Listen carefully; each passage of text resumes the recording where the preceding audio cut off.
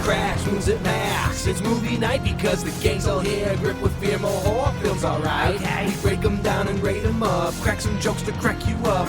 Malevolent Movies has appeared. A movie night for your ears. Mr. Ziegler, please start the show. Hey everyone, welcome to Malevolent Movies, a podcast that harkens back to the golden age of scouring video store shelves with your best pals, looking for that perfect slice of stinky cinematic cheese, then gathering around the old TV, VCR, DVD combo, usually in someone's basement, and watching the low-budget opuses unfurl. The way the show works is each member of the Malevolent Movies crew takes a section or two of the night's film, and we break it down beat by beat from the inside out, often mining its shallow carcass for jokes at both the movie's expense as well as ours. Then at the end, we each give our rating on a scale of malevolent to benevolent. Tonight is episode number 45. My name is Ryan Ziegler, and we are joined by Tyler Am. How you doing, Tyler? Ryan, I got tears in my eyes, man. Yeah. That intro is just as good as when you did it on the first episode. I know. It really just keeps coming back. It's a gift that keeps on giving. Yeah. It really is. And you keep the same cadence every single time. Every time. You never slip up. This is Trevor, folks. Hi, my name's Trevor. You just a consummate professional is Ryan Matthew Ziegler. It's almost like I'm being puppeteered. Oh, hey now. Listen. Speaking of puppets, Joe's here. No, I am. You know, I like to flap my my jaw up and down a lot like a puppet. So I'm very similar. But yeah, no, I'm glad to be here. And the only problem is, unlike a puppet, we can't put you into a box when we're done with you. What a delight that would be. And somehow Donnie Wahlberg's still going to be there. I just realized in my breakdown, I wrote him down as Danny. Danny Wahlberg. Oh, Danny It Wahlberg. works. Oh, well, if you think that's bad, I thought the main character was the guy from The Office. You think that's bad? You thought Ryan Quentin was John Krasinski? Yeah, I think so. I thought he was the You thought Office Jason boy. Stackhouse was Jim Halpert? He looks similar. And he was scowling a lot throughout the film, so he does the Jim scowl, I thought. But I should say our movie tonight for episode number 45 is Dead Silence. Hey. James Wan's second feature film from, I believe, 2007. I think he did a two in 2007. Yes. Dead Silence and Death Sentence. Very similar. Yeah. Yeah. Thanks for that factoid, Joe. Well, no, I'm just saying, they're very similar titles. I don't know what he was thinking. Yeah, I don't know. But yeah, so we're going to be covering Dead Silence. Of course, James Wan has become a major movie director, directed Fast and Furious movies, directed Aquaman movies, big budget stuff, still doing his lower budget ghost movies. But I will say, and we'll dig into this as we break down this movie, I will say that I know Saw has its lovers. I know Saw is a huge franchise, et cetera, et cetera. That movie at this point feels like an absolute anomaly to James Wan's career. This is the movie that I feel really begins to see the James Wan magic, as it were. This is the movie that feels like what we would get with Insidious and The Conjuring. Without a doubt. Yeah, Saw feels now like a complete, one-off in the corner compared to the rest of the year. And it's really incredible to see in just his second feature here, like that formula that he would, begin to employ forever is really and firmly entrenched in this movie. Joe, any thoughts on that? I think the only thing I've probably seen of James Wan is probably Saw, and I saw some Saw in here. But I haven't seen Insidious. I haven't watched The Conjuring. I noticed there's a doll in this one, and I know there was a doll. The editing is very similar to Saw editing. Sure, I get it, especially towards the twists, reveals. Such a strange metric. Saw editing is a very you can take a class in Saw editing. You go to any film school, you can take regular editing, non-linear editing. All right, you're gonna need to first of all, you're gonna need to just color grade the shit out of this. All right, it's gonna be gray, it's gonna be blue. You're cranking contrast way to fuck up. Now you're gonna undercrank it a little bit so everybody looks a little herky jerky. That's all you gotta do. Just make it look like a 9 Inch Nails video. Yeah. Yeah, make sure not to show too much blood in the gore movie, otherwise people might be upset. Hey, man, this was unrated. It was. Ooh, this was that mid-2000s unrated. Ooh, God. This and the one we watched was the unrated one? Yes. Yeah. Oh, wow, because there's really nothing. No, too much. this was bad. This was naughty. What we got was I had a hard time watching it. I had to avert my eyes many times. Yeah, I guess. I had to do the thing where I peek over my fingers. You didn't see the full frontal Mary Shaw scene, Ryan? I thought you would have been all over that. Yeah, the homage to The Shining. It was good. It's the first time you see her tongue. For newcomers, I feel like this is a bit we need to maybe explain for any new listeners. Yeah. Ryan has a taste, I'd say, for the unfanciful, mainly spooky ladies. I like monster women. Assuming it started as a young age when I saw the vampire Amy in Fright Night. It's a theme that's gone on throughout Malevolent movies' existence, whether it's Ice Queen or the Nun or the titular nun. It's right. So basically, Ryan, monster. What can I tell you? You do. What I'm asking you, Ryan, is here. Will you go on the record? Do I need to add Mary Shaw and her weird tongue to your Monster Mash T-shirt? Here's the thing, and I thought about this as I was watching the movie. Let's see. Yes. There's a twist. There's a twist in this movie where we find out that spoiler alert that Mary Shaw has somehow transformed herself into a young, beautiful, blonde mother. So, having said that, if you take the Mary Shaw tongue and then you add it to stepmom, you can put that on the shirt. Yeah. We'll see. Mary Shaw as is. She's cool. I like the gravelly voice, but no, she doesn't. No, she doesn't. Fair enough. You gotta be careful though, Ryan, because she is gonna make you scream in ecstasy, and you're not gonna have a tongue no more. Ecstasy. Okay, resident Cyterian Trevor, for this episode, do you have some fun tidbits for us? I don't know about fun tidbits, but I have some. So, shockingly little online about this movie. Most of the articles I found all reference this one, like, massive blog that Leigh Whannell posted on his blog spot or page or whatever back in like 2011 or something. But that is no longer available. Yeah. So I got some little clips and tidbits from there. Dead Silence was an idea that their agent gave them. Apparently their agent kind of pressured them to do like a follow-up to Saw, because Saw was such a big, huge phenomenon. But they did not have a good time making this movie. This is a Joe movie where the studio literally did meddle, and that is why the people that made this movie hate this movie. Or maybe not hate, but don't have great feelings about it. Yeah, you gotta watch out. I always say the studio has sticky fingers. Sure. Rather than a gore movie, James Wan has described the film as a creepy doll movie in the spirit of those old Twilight Zone episodes or Hammer horror film. And I remember there's that scene toward the end of the movie where Mary Shaw peeks up behind Billy, and her eyes are real, particularly scary and horrendous and dark. And that was in the trailer. And I do remember it being like, "Oh shit." It freaked me out a little bit, and it's still in watching it this time. It did. That's a great shot. So, yeah. So there you go, everybody. That's today's Great Shot Award. No, it is. It's really creepy. It's really good. And that's a Malevolent Movie's Great Shot. It's a great shot. It's been a while since I've done a part one, so I'm really excited about this. Okay, we fade up, and we get a classic version of the Universal Pictures production card. Can anyone tell me why? Maybe just because he's trying to harken back to the old style movies, but it's not really shot like an old movie, or it's not really stylistically like an old movie, so I don't know why. It came out, 2007? Yeah. I don't really know. Well, so we get some text cards. In the 6th century BC, it was believed that the spirits of the dead speak through the stomach region of the living. From the Latin venter for belly, and loquist to speak. Hence the word ventriloquist. Belly speak. Ooh, yeah. Belly speak. But anyways, a match is struck. It's the opening credits. A music box plays. We get some old-timey footage of ventriloquist dummies and an old woman. Bwom, dead silence. Boom. We get the remix of the music box. More old-timey footage of dummy designs and dummy parts. And we're going to just get through this shit, all the credits, and we jump to a shot of our main dummy. Did he have a name? Billy, thank you. Yeah, Billy's the name. Yeah, we get a shot of Billy, And we zoom in on Billy's eye. You got to get used to these eyeballs. This is a big shot in the show.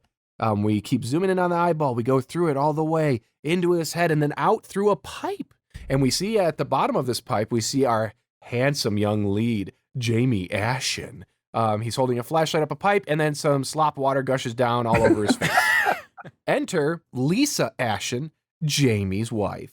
A little malnourished, doesn't look quite healthy, but she's there, and she's a lot of fun, guys. She's kooky, she's fun, she's a manic pixie with that haircut. And we get some meet cute style chit chat about Chinese. She really wants Chinese food. He's talking about home cooking because he's the man. He's fixing the sink. He's going to do what he needs to do. They're adorable, but anyways, the whole room is blue. It's great. They go in for the kiss, and then Gert, someone's at the door. Someone or something, I should say, is at the door. Maybe, just maybe, it's a little puppet. Well, okay, spoiler alert. I'm sorry. How incredibly and specific are you? maybe it's haunted. Maybe. I don't know. There's a little coffin out there with a spooky puppet that's haunted. Let's go kill somebody. Maybe there's an old man happen. filled with soup. Yeah. Oh. Jamie goes to the door. You see a shot of the door from the inside of the apartment. You see the shadow underneath. Somebody's come and gone by the time Jamie gets there. It's this long rectangular box. It just has Jamie's name on it, no other indicator. Old paper, it's dirty, it's got twine around it, and it's got tape on it. Woo, what's in here? It looks like a World War II era Christmas gift. Yeah, here. Yes. This is what you would see at the end of A Christmas Carol when everyone's got the packages. Yeah. It's Well, that what brown. day is it, sir? Well, it's Christmas Day. Like, it's that kind of a fucking box. Here you go, mother dear. I've been saving the butter out of my rations, so here's 3 pounds of butter for Christmas. It's that meat paper, that paper that you know.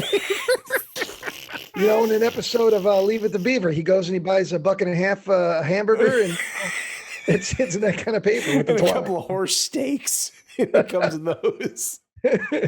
Okay, so it's Billy the dummy from the opening credits, the famous Billy the dummy.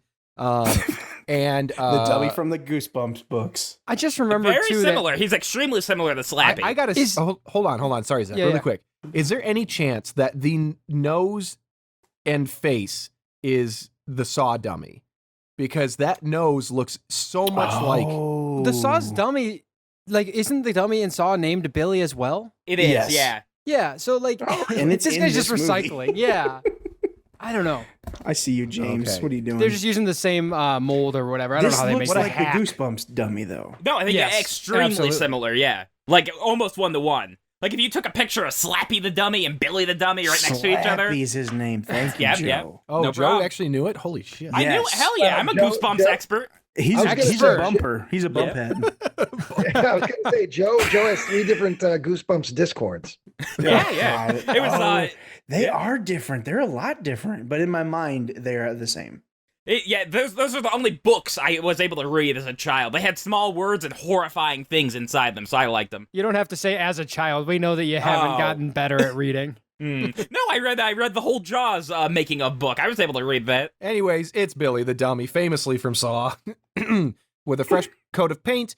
And Lisa thinks he's goofy. She's kind of goofing on it. But she like cranks that anxiety up to 11. You remember? Come on, that old poem from when we were kids. You know, the ghost story of the old woman with all the dolls. Beware the stare of Mary Shaw. She had no children, only dolls. Something scary. Something boo. Oh my God, isn't she adorable, Yeah. guys? It's a tough bit of dialogue. She props the dummy up. They both stare at it, and then Billy's mouth falls open. And Jamie thinks it's kind of kooky. And then we cut to Lisa thinks it's kooky. Jamie's not into it. We cut to Jamie picking up the Chinese food. He was tired of being around that dummy. He goes to get the Chinese food. It's raining. He gets wet. He gets in his car. His hair's all wet. Oh my God, guys. And then we're back in the apartment. And Lisa is just talking with the doll. She's flirting with him. I can't remember, something about maybe giving him a reach around or whatever. But she sets She's him like, down. let me see if you're all made of wood. Oh no, you get 7 minutes in the closet with my Barbie if you do this for Oh, me. that's right. That She is did what she say said, that. She yes. did say that. She You leaves know him what on that is, Joe? 7 minutes in the closet. You know what that is? Mhm. Yeah, no, it's whenever young children go into the closet and they do whatever they want for 7 minutes. in a party game. Ugh, okay. That's and what it is. Yeah. She sets the doll down. She's goofing on it. She goes to a. Everything is so lurid when you say it. Yeah, it's Yeah. somehow you make us exist in a world where 7 minutes of heaven is 7 minutes of hell, and I don't know how you do it, but it's every There it time is, you Zach. talk. Very good. Yeah. Can you imagine being in a closet for 7 minutes with No. Joe Buckley? God, the cannot. smell alone. The smell alone. My 7 minutes of heaven mostly involves Wendy's nuggets. God. They don't even make. Never mind. Okay, so she sets the doll on the fucking bed. She goes to the closet. She turns around and he's looking at her. So she throws a sheet over him, and all is well. She goes out, or she goes to a mirror. She's checking herself out. Oh my gosh! Look at me! Look at me! She grabs a blanket. She shoves it under her shirt. Oh my gosh! I get it. She's pretending to be bloated, like the Chinese food she's gonna eat. Record player starts slowing down in the living room, though. She has to go check it out. The clock on the mantle starts slowing down. The whistling teapot suddenly goes silent. I will say this. The silent component of this whole thing is pretty interesting. It's done well from a sound design perspective. But anyways, oh shit. Oh, I superseded my own fucking joke. God damn it. I wrote, a whistling teapot goes silent. The silence has officially become deadly. Oh, brother. I'm sorry. Well, good thing it's editing. You can. Yeah, Oh, I can do whatever you I want. could. If you Yeah. use some of that saw editing, you can Yeah. get it in there. But Oh my after, god, you mean he was alive in the basement the whole time? No, is that what your parents nobody, say every morning when they walk downstairs? Yeah, they do. Oh my god, I can't believe he hasn't had a stroke or a heart attack. How beautiful. Our Anyway. boy is still alive. Lisa Jesus Christ. hears some giggling after it's all silent, and she goes back into the bedroom. The dummy's still there under the sheet, but lightning cracks. No thunder, though. Spooky. Lisa goes to grab the sheet, but it's a jump scare, guys. We get a jump scare. We get like a sheet flapping in front of the camera for several seconds while we hear stabbing sounds. And then Lisa's hurled oh, yeah. like a fucking linebacker just demolishing a child over the bed into the hall. She kind of gets up, rolls over, vomits up like what looks like an ample amount of syrup. And then she turns to look in the bedroom in like it's 24 frames, but slowed down. So it's a little janky. I feel like they did that a lot in the 2000s. It was very big. Yeah. And we don't know what she's seeing. Oh, something's going on. She's getting scared. And then she gets sucked into the bedroom on her bony butt. She's screaming as she slides into the camera. Oh, my gosh. And that's the first 10 minutes, which did not need to be 10 minutes long. And you can still see her tongue whenever she's screaming. They forgot to kind of like do like a little prosthetic or something. Or I don't think I don't think they forgot. I think because the it's audience before it isn't going to got- learn that. Yeah. She's being hurt, coming at the creature. And I will say this, having not seen the movie in forever, I didn't realize that she got killed right away. It's, you know what I mean? The movie sets it up where it's like, okay, this is going to be a couple.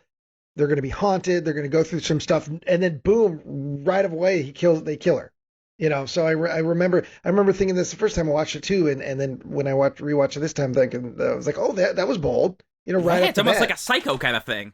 Exactly. Yeah. It kind of subverted expectations. Like, bam, right out of the way, they killed his wife, so. I would have enjoyed this a lot more if the first 12 minutes was 3 minutes before the opening credits.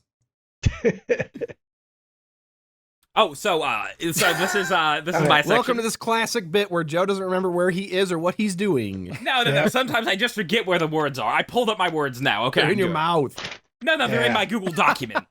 Google. Oh wait, no, I forgot. You're a ventri or whatever. It's in your gut. Mm. Yeah, Just like yeah. He's a belly talker. Yeah. Just underneath the stomach. That's where the words come. It's right in the grundle. So our Shut poor drenched main character comes in with soggy Chinese and nary an umbrella to be seen. Jamie calls out to his wife because the teapot is almost aflame. He doesn't see any trace of her, but he hears Lisa's voice call him to bed. He thinks he's getting sweet and spicy, both the chicken and sex. I like that you speak with the same cadence as a community college poetry class. It's beautiful. I want to give the words to the people beautifully. Yes, I and am you're doing a great appreciating job. all the goofs Joe's writing into this. Yeah, he's good. thinking about the context of the scene. And I love the color, like nary an umbrella to be seen. Yeah. So he steps in a wet puddle, and when he turns on the lights, he's horrified to see that it's blood. When he gets to the bedroom, he sees something propped up on the bed with a sheet over it. When he pulls it back, he sees Lisa with her jaw ripped open. Ugh. The detectives examining the case say it's weird. Joe, swallow before you talk. I'm worried you're gonna Mary Shaw your own tongue. Okay, I've got it. Okay. So the detectives examining the case say it's weird that she has no defensive marks, strangulation, or drugs in her system. He goes in and tells Jamie that he's pretty much fucked because there is no forced entry and his fingerprints are all over. Donnie here. Yeah. The character as it's written is just outrageous. This is like Donnie goes wherever he wants, he says whatever he wants, he tampers with everything, but he's only really good at shaving his chin. He's always shaving. He loves shaving. He's got a big hang up on neck beards. No matter what, he wants to make sure that he doesn't have a neck beard, because every time he's shaving, it's usually his neck. It's usually around his neck and under his chin, because he's got a mustache. He's got a fairly luscious mustache throughout the movie. So Jamie tries to tell him that the dummy ties into the murder, and that it says they're a bad omen where he's from. The detective says it's strange that Jamie hurt his wife moments before he found her, because her tongue was missing and she was already dead. He says that OJ is free to go, and Jamie heads back to the scene of the crime to inspect the dummy. God. Conjecture, editorializing. He never called him OJ. That was just a little joke I put in. God. So he finds an engraving for the amazing Mary Shaw and Billy in Raven's Fair in the back of the box. So he drives there to find it's a ghost town. When he arrives at his mansion, he's introduced to his new stepmom, Ella. She says that his dad won't fight him anymore, but he reckons that she's never met his father. Hold on a second, though. Joe's skipping over something that's kind of important.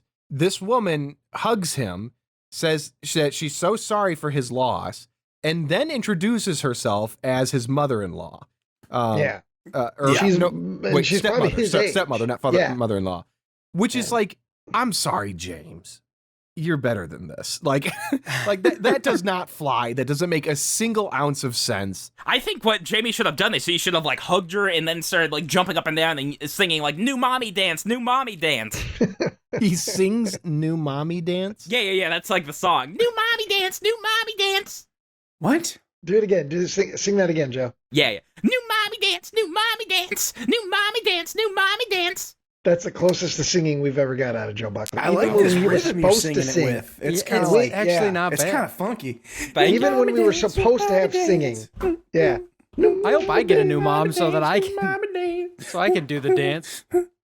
There it is, everybody. Make that a ringtone. I hate when Joe does something that we like. Mm-hmm. It's so horrible. Infuriating. It's really, it's the opposite of what you expect. Well, the thing is, you just wait 2 seconds. He's going to do plenty that we don't like, so it all cancels itself out. All right, Joe. He's hugging his beautiful young stepmom. What happens next? No, that's my section. Yeah, he goes in and he says, "Daddy, you better listen to me. I'm the new daddy now." Yeah, that's about what I was gonna say for that. So, Jamie meets his stepmommy, his new mommy. My apologies, and we find her name is Ella. She welcomes in it, and now I remembered this twist. I've seen this movie a couple times, like 2 or 3. And I remember the twist as soon as like I saw his dad, right? And his dad's played by Bob Gunton. Love Bob Gunton, man. Oh, he's great. I'm a big fan of this guy. Anytime he shows up. Yeah, same. And so I was stoked. I was like, oh yeah, oh man. And then I remembered the twist, which we'll get to later. And if you actually watch it with the twist in mind, then it's pretty like noticeable in the editing too. Extremely noticeable. Yeah, but we see he's got oxygen. He's in a chair. He explains that he had a stroke and he has changed his ways. He's no longer a prick. Now he wants to be a good dad. And Jamie's like, no, it's too late to be good dad. You were always going to be a prick to me. And he's not here to talk about money. He's here to learn more about Mary Shaw. And he mentions his mom used to always mention the story Mary Shaw, which I'm not a dad. I don't know. Like my parents never told me horror stories as kids. Like especially not like whimsical rhyming horror stories or anything. It's weird to me that like everyone in this town, like, oh, we know the story of Mary Shaw. Like, what context does a parent have to tell that to their kids to like, oh, you better do the dishes or Mary Shaw is gonna rip your tongue out. Oh, I have a story relating to that. Oh no! So my Uncle Phil, whenever I was a young boy, was missing. I believe could also mean neighbor or man down street. Yeah. it could. It could. Uncle Bring Me Stuff is what they call the mailman. No. But he was missing at least one toenail, maybe more. I can't remember. I was too young. So he told me a horrifying tale of the toenail taker from Grand Ridge. And if you're a bad little boy, he'll come and take your toenails. But where were your parents when this guy was showing his rotten fucking foot and telling you the story? No. We were very close to our Uncle Phil. Yeah, Uncle Phil worked at the gas station filling up the tanks, and Joe just kept talking to him while his parents were inside. Oh, Zach. So I guess it would make sense that in a world some people do use horror stories for their kids. I just thought it was weird. I don't know. They had to make me behave somehow. Yeah. To Zach's point, though, this guy doesn't hesitate. The moment he gets questioned by the police, hey, there's this old legend from my hometown. And it's like, no, you don't bring that up until that's what you say on the stand when you know you're going to jail. You start talking about the doll. Like, I was with you on this, Zach. It was very like, I don't know how this flies. It's old timey. It's old fogey crap. That when you see it in the context of like an old Twilight Zone or an old Hammer horror movie, it's fun and like, this is great. But when it's 2007 and it looks like a Saw movie and you got the guy from fucking True Blood, it's weird and it's hokey and like it doesn't really mesh. Oh, and I would go so far as to say a lot of the screenplay feels like it is a few drafts away from being truly ready. Yeah. It does have stuff that's very to the point where they wrote it in. They're like, well, we'll flesh this out, make this better later. But right now, just for, get the plot, structure out. Okay, he says this, then he says this, and then they just went with it. Yeah. So I think I always thought it would have been better had he maybe had forgot. He's so far removed from his hometown and this bad relationship that he forgot all about the Mary Shaw thing. And then sitting there then it fucking hits him and he turns white and he's like, oh my God. And it all comes flooding back. But like they shot that in the foot right away because his wife remembered it. Like immediately too. It was like, oh, what's that thing? And then she says it verbatim. Oh, hold on a second. That's how Jamie wooed her. Telling about the Mary Shaw poem. Yeah. On the first date. Yeah. That was a way he could talk about her tongue. Oh, God. Yeah. How about you Mary Shaw me? Okay. Anyways. I'd prefer if you never use my last name as in any sexual connotation ever again. I understand. Okay. Plot hole here. All right. What? What Lisa's talking about makes it sound like she's from the same hometown, correct? Yeah, because she's well aware. She says that we said yes as a kid. The phrase. Where the fuck were her family at the funeral? If she was going to her hometown to get buried, I understand they may not live there anymore, but they acknowledge that they exist. That is true. They bury her there. Well, there are people at the funeral, right? Like people that we don't actually like. I guess I just assume that like you're gonna.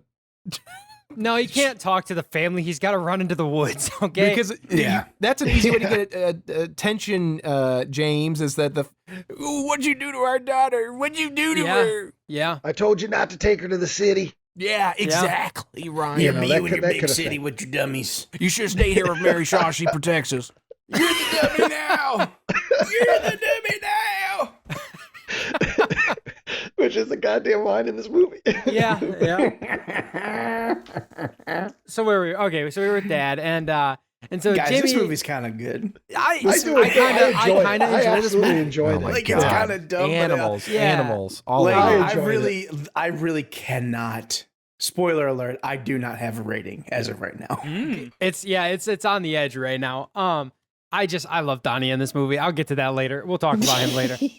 So we get Jamie runs away from. He's like, I gotta go, Dad. I just wanted to see if you remember the poem, and he like runs away, and then his young bride follows him, and he's like, yeah, well, you're gonna get painted out of these pictures too, which is fucking bizarre that they painted his mom out of pictures. But whatever. Yeah, I like that. I like that touch, though. I like that. It shows like what a fucking asshole this guy. Because it's one thing to say, well, my dad's a dickhead and you were a dickhead to me. But then when you see these little moments like that, where he his wife divorced him, so he's like, no, paint around the photo, and Yep. so it leaves that weird spot with an empty chair, and he Yep. was okay with that because he's that kind of dickhead.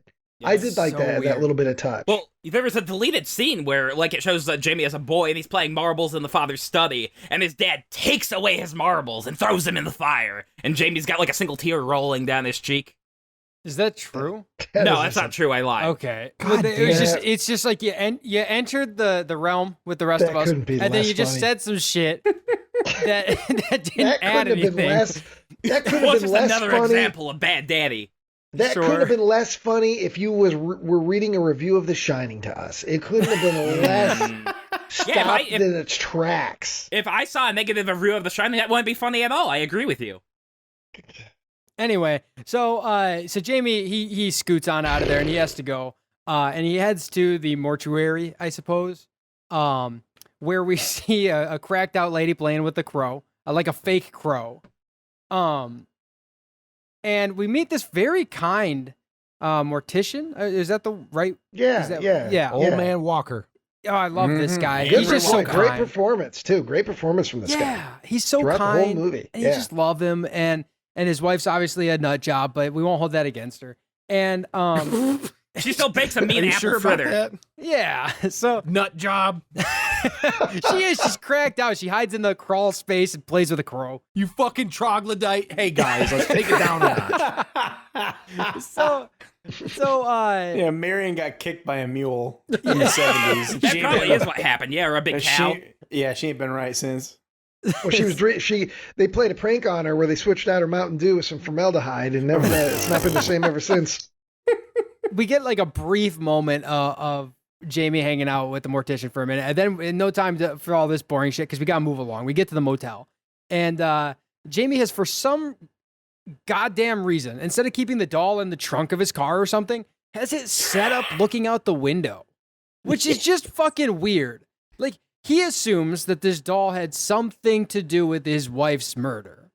And he's just like carrying it around. Like, is he feeding it too? Is he cleaning this little porcelain butt, all the time? What is he doing with this thing? I don't get it. He's using Billy the dummy to try to pick up other girls in the town. Maybe. Oh, it's a cute kid you got there. This is my son. He's got a horrible condition. He's it's like, hook now nose. I'm a single dad. And then he makes the thing cry. No, don't cry. I just lost my wife. You just lost my mom. He just does this whole bit. Yeah, that would explain a lot, because I just don't get why he would leave the doll sitting there staring out the window. It's so fucking weird to me. But he's tuckered out for the day, so he falls asleep with his clothes on. And the doll, We all been there. yeah, right. But it's just so funny to me. He's just like, well, time for bed. 0.2 seconds, he's out. Didn't even take his watch off. No, he's too sleepy for that. And stuff starts to get spooky again. The red vacancy sign, it's been blinking and you can't hear it anymore. And this is, like Tyler mentioned, the sound design. The sound design in this is really solid. Yeah. The shots there's all these like close-up shots. The dripping of the water from the drain is dropping and it's gone. And then you see freaking Billy start to look over at him. And there's a little jump scare where Billy's standing next to the bed. Mhm. And then Billy teleports back, and then we got Mary Shaw in the room. This is the first time we see Mary Shaw, right? Yeah. Yeah. Other than the opening credits, technically. but Right, yeah. Well, So- sure. She's in the room with him behind the curtain, and she does a little, and then he wakes up. I guess this wasn't a real fear. That's all she, The I don't even know famous how to James explain Wan. He does it in every movie. Remember when the nun did it? Yeah. yeah. La Llorona did it. Because that's what she does. She just like pushes her face up against like the curtain, but then he wakes up. So I assume that was a dream and not like an actual interaction with Mary Shaw. Who knows? Well, he turns the light on, I think, doesn't he? Yeah, and he's rubbing his eyes and everything. I guess I assumed. So 'cause it's like a dream hallucination, Yeah. something or other. Yeah. I don't guess. listen. It's There's paralyzed. What do you call that? doll Sleep movie. paralysis. Sleep Who paralysis. knows? Maybe she's got Freddy Krueger powers. maybe. Well, her whole backstory is practically Freddy Krueger. Yeah. Yeah. They burned me alive and took away my knife gloves. Spoiler alert. Jesus. Yeah. So then we get back to the mortuary, and our kind old man has decided, hey, burning the candle at both ends. We're going to start on this autopsy thing now. Well, I guess he's not doing an autopsy, right? He's just prepping the body. Yeah, but like, it's "We're gonna still do weird it." that he's doing it at night. Yeah, at like midnight. He rolls up in his old jalopy. And he's dressed. Like, I love this guy. And I remember and when I was watching the scene, I thought to myself, well, if I was doing his line of work, I'd probably be wearing t-shirt and basketball shorts. Exactly. But because I'm going to be digging around on a corpse in a minute. But he is, he's dressed to the nines. He's got suspenders and a belt, and he's Top old hat, school. monocle. He's wearing from a a different watch. era. He's got tap shoes on. He's Yeah, he's got spats. When he's wearing Yeah. his watch, you don't see the scene where he sews her up and then he goes, son of a bitch. Yeah, he has to get his watch out of her and everything. Yeah. That's the deleted scene. Oh my god, I accidentally left an entire slice of Little Caesars in her. That is true. That is actually a deleted scene. I had Yeah, to that watch is a real- as the Criterion. Yeah. I think my favorite touch to this guy, because this guy is plucked right out of like 1943, because he's got like his old jalopy, and then he's still using this flash bulb camera. Like, Oh my god, that like has the Luke Skywalker lightsaber flash tube on it. yes. Like he's at a boxing match in the fucking 40s. Yeah. Like, oh geez there, Slugger, you really knocked him dead. Like, let me take a photograph. That camera's able Let to him take roll. one picture per bulb, and then you gotta go Yeah. buy another bulb. They have to, you take the bulb out, you lick it, and you smash it. Yeah, that's how they did and those it's not movies. even a flash It is- cube, it's the whole thing. It's Yeah. like the fucking camera that Sonny breaks at the beginning of The Godfather when those paparazzi are outside. Yeah, yeah. And that big Hey, do you box mind? camera, It's my and he- sister's wedding. and he smashes it, and then gives the guy the cash. It's just like that Yeah, kind of camera. it's so weird that like it's fine. I like it. It's a nice little prop, but it's just so weird to see him pick up this camera that's the size of like like a laptop now, and just be like, "This is how we do things here." But I do think that the inverse would be maybe just as weird for this guy. I wish he had like one of those like the old disposable cameras. So it's like Yeah, takes he's like, one shot, then he's like, "I'll get this developed first thing in the morning." Well, do we have? Is this supposed to be set in modern time, i.e., 2006, 2007?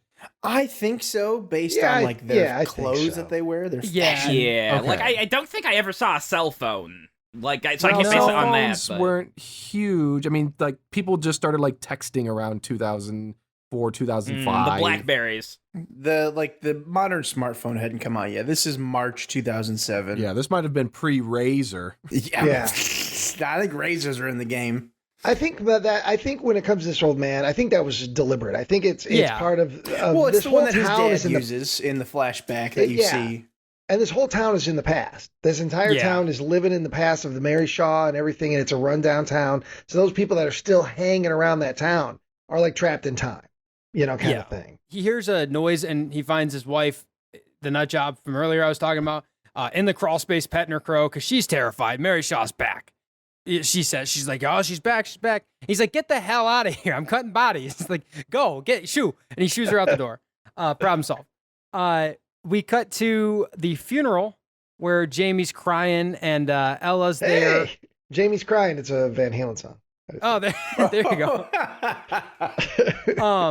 And you do see what I assume is her family. He's standing awkwardly, like apart from everybody, with Ella right behind him.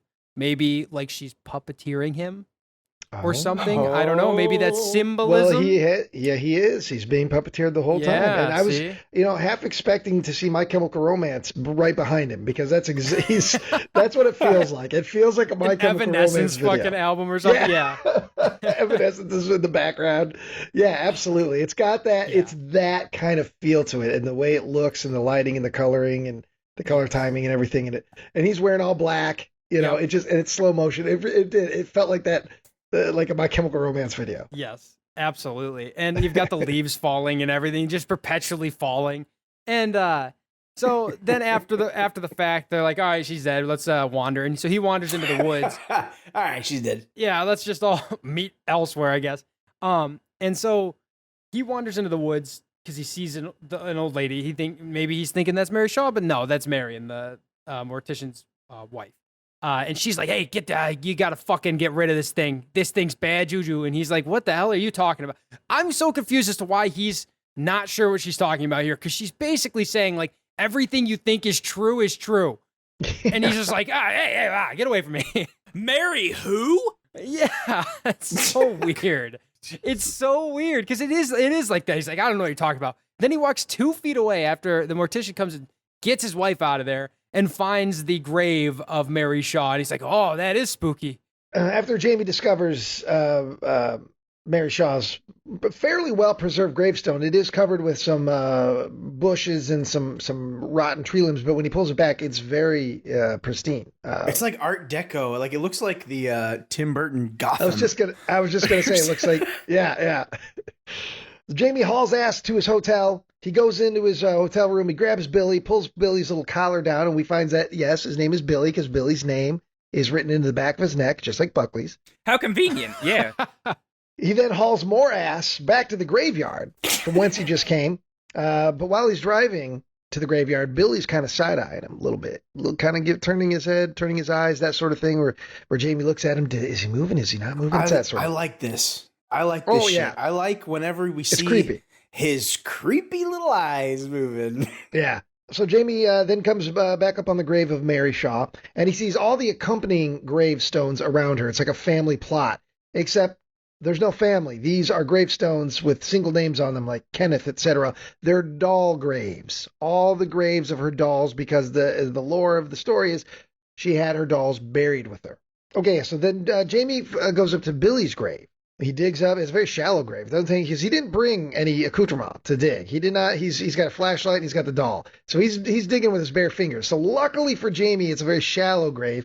He comes upon Billy's coffin. But as he's doing this, he did bring a shovel. Now I'm saying that, whatever. He conveniently had a shovel in his car. But so he digs up the grave, and Billy is leaning up against a gravestone. And Billy's mouth opens, just like he did earlier with Lisa. The mouth opens, all of a sudden, time stands still. The sound drops, everything goes slow. And Jamie notices there's a change in the atmosphere. But Jamie, and I will say this until the very, very end of this movie, Jamie's got balls. Very little actually scared Jamie. He is, you know what I mean? Shit happens in this movie where I'd be like, I don't know about this. I don't think I'm doing this anymore. Not Jamie, man. Because he wants to uncover the truth and his wife and everything. So, which would fit the type of character who doesn't believe in the local legend or talk about it. Exactly. And yet from the beginning, hey, remember old Mary Shaw? Yeah, he might just be too dumb to scare. Like he's looking at the puppet like, oh, those things don't move. Yeah. I mean, I actually buy that because later there's that one clown puppet that's just like, come over here. And he's like, hey, Donnie, back it up. I got this. And he just walks over to the puppet. So he might just be dumb. He also talked a lot about how hard he got hit while playing high school football. Uh-huh. He just kept bringing it up throughout the movie. It was very confusing. Yeah.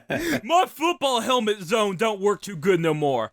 And every time there's a high-pitched noise, he peed his pants. So Will Smith walks up from the movie Concussion, and he's like, I'd like to talk to you about Slaps your him right in the football." mouth. Yep. Yeah. I remember that. Keep Mary Shaw's tongue out your fucking mouth. Yeah. Anyway, so the doll does his mouth thing. There's some weird sounds. Billy doesn't give a fuck. Jamie doesn't give a fuck. He buries Billy. And then he's like, well, that's the end of that chapter. And goes back to his hotel.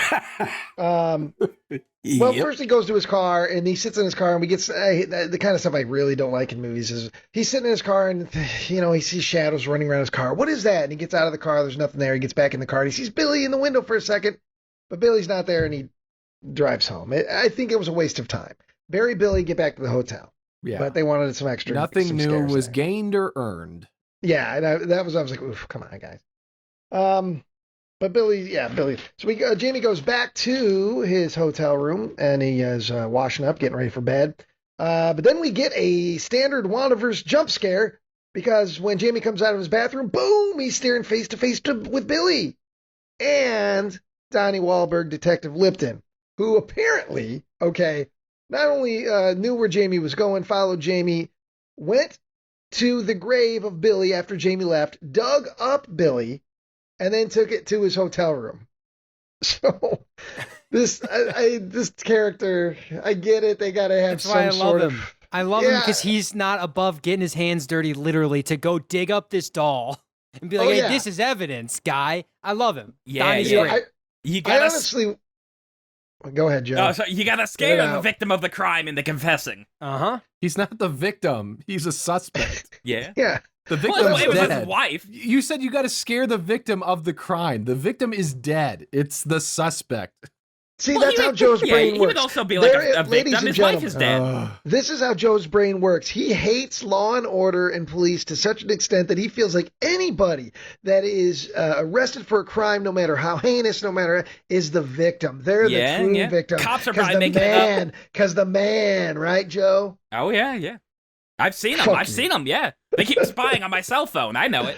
Anyways, yeah. So Detective Lipton is in the hotel room. He's dug up Billy. They have a back and forth. He's really trying to get Billy to either confess or get his goat. And he's saying, why did you bury the doll? Why did you go here? What did the and you've kind of seen it before. And also, Detective Lipton's little character thing. He's shaving. He's got this electric shaver that he carries with him all the time. It's his little character thing. But then he does piss off Jamie. He makes a joke. He makes about the tongue being ripped out. He said, well, your wife didn't listen. That pisses off Jamie. Jamie gets his hands on him. Detective Lipton says, oh, you don't want to add assaulting a cop to your long list of grievances, blah, blah, blah. And then Lipton's too many Y's. Jamie, Billy, Lipton takes Billy as evidence, says, night, neighbor.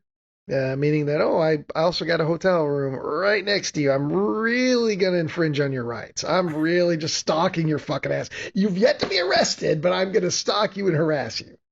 The next morning, we see Lipton. He's, again, shaving his neck, making jokes, talking to Billy a little bit. But then he leaves. We do see a shovel.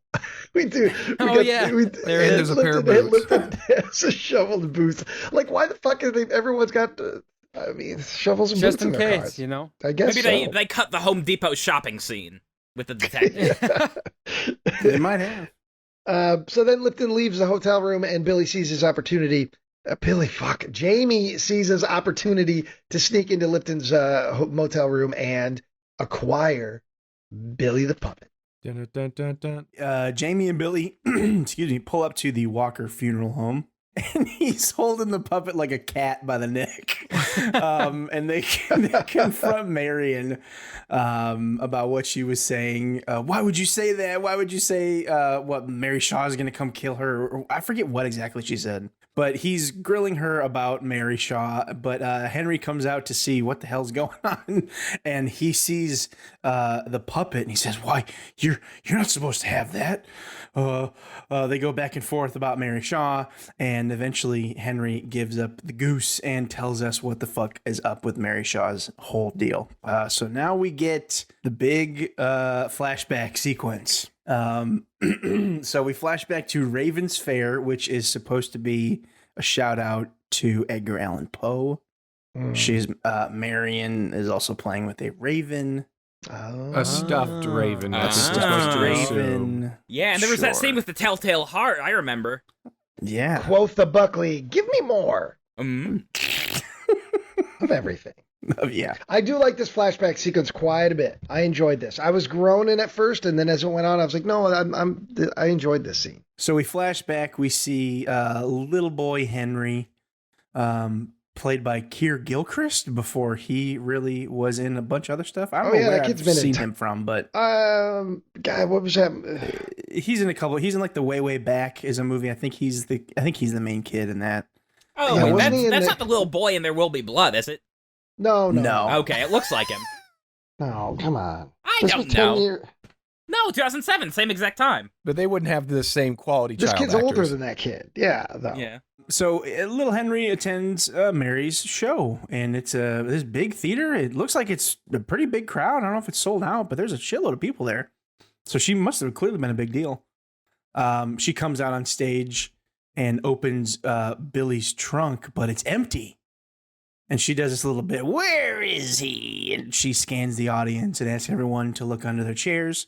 And sure enough, little Henry finds Billy sitting under his seat. So he brings the dummy up to Mary, and the crowd loves it. The crowd goes wild. Everybody's clapping for him. Woo! It's a wooden boy! It's a wooden boy! she was the inspiration for Oprah, I think, which is like she saw all the clapping and was like, that's why I want to put stuff under yeah. their You seat. get a dummy, and you get a dummy. Just like in 1995, the Mr. and Mrs. Buckley, they got a dummy. No. They fleshy one. And I tell you this because at this point in Mary Shaw's story, there's nothing supernatural. She's a fucking incredible ventriloquist. Yeah. Holy shit, the talent of Mary Shaw. She should have not, especially the time period that this would have been going on, she shouldn't have been playing Ravens Fair. She should have been on the Ed Sullivan Show and all those things. She should have been a massive star. Yeah, the Carson Show. Yeah. Well, Carson didn't want to have a show at that point, Joe, but I get what you're saying. Okay, thank you. Okay. Carnegie Hall. How about that? Yeah, because she's incredible. Yeah. So we see. Mary asks Billy to say thank you, and he says, "Thank you, Henry." And then Henry is like really taken aback. How does he know my name? How does he know his name? Do they ever bring this up later? How he knows his name? No, not that I can recollect. How she? I just assume she's been scouting people. Okay. Because What if she just says Henry every time? And this is just the time this that is it the worked. first time it worked. Yeah. Well, that was that time. She could George Henry. That was probably very common for Yeah. kids. Like Mark Ruffalo's bit in that Ryan Johnson movie with the cards. What's that Brothers Bloom? He does the same trick every time. That's what you gotta eventually do. it works. Yeah. Exactly. So anyway, he's freaked out because they know his name somehow. Anyways, they do a little bit about him sneezing. I imagine that's just like your classic ventriloquist stuff, your main shtick. But they're going on about their bit, and then some little shithead in the audience yells, "Hey, her lips are moving. This stinks." And Billy wants to fight the kid. He's like arguing with him. "I'm real. This kid doesn't think I'm real." And he and Mary are arguing and start talking over each other, which then the crowd is like, "Oh my God, this is so impressive." That's little Jeff Dunham. That's little Jeff Dunham that said that. That's right. I can tell you this: if I would have done that in a public place, my mom would have stood up and very publicly smacked the shit out of me. If I would have been this publicly kid did, executed. yeah. They would have had to take up another. There'd be two Shaw graves side by side, Mary Shaw and little Zach Shaw, right there. And like underneath like your name, it would just be always misbehaving, must be buried. Little Zach Shaw, little shithead, died here. Yeah, Little it's no shit, good. Shaw. Yep. And I do want to add in this scene when that kid yells at and the shot of Mary Shaw giving him the fucking daggers. Yep. Like that is great. Yeah, and so she proves this kid right, or proves this kid wrong, rather. Like, no, look at how fucking talented I am. Yeah. The crowd loves him, loves it. They're losing it. They're applauding, and Mary just looks right at that little shithead, right in his fucking face, and says, "Now who's the dummy?" And I wish they would have just cut to black. That's it. Directed by James Wan. Yeah. That's all I need. That would have chilled me to the fucking bone, man. Now who's the dummy? And that's it. Because then I'm the dummy because I paid full price for a 45-minute feature film. So we find out that a few weeks later, that shitty little kid went missing. And Henry says, "I know Mary was involved." And not long after that, she turns up dead. She decreed in her will that all 101 of her dolls would be buried with her. And we find out that Henry's dad was the previous town mortician, and he was tasked with Mary's final request. Not only did she ask to be buried with her dolls, she asked to become a doll herself. And that's it makes for a good jump scare when we see it, but in story-wise, once we learn about how she died, yeah, you would. It Nobody doesn't would make be any filling any sense. requests of hers. no, Yeah. it doesn't make any sense at all.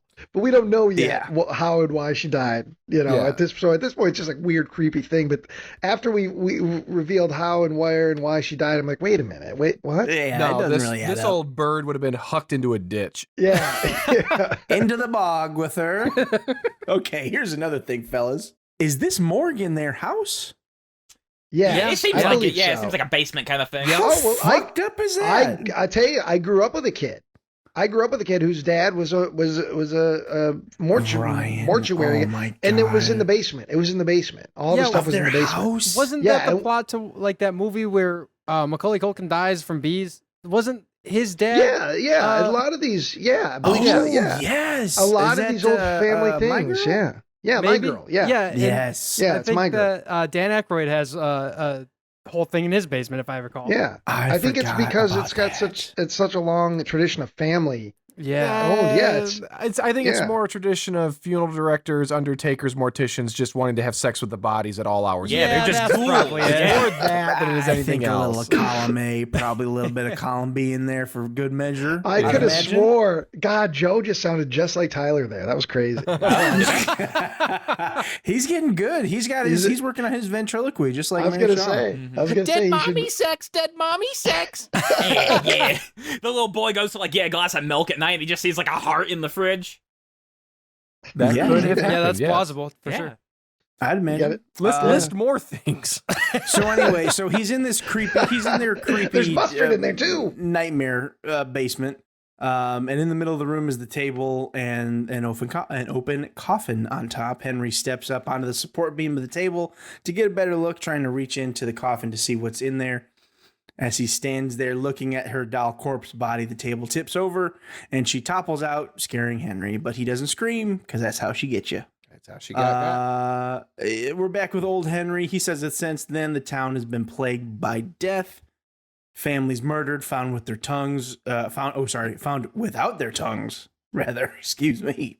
And Jamie's wife is the last death like this. But Jamie is still focused on who sent the doll in the first place.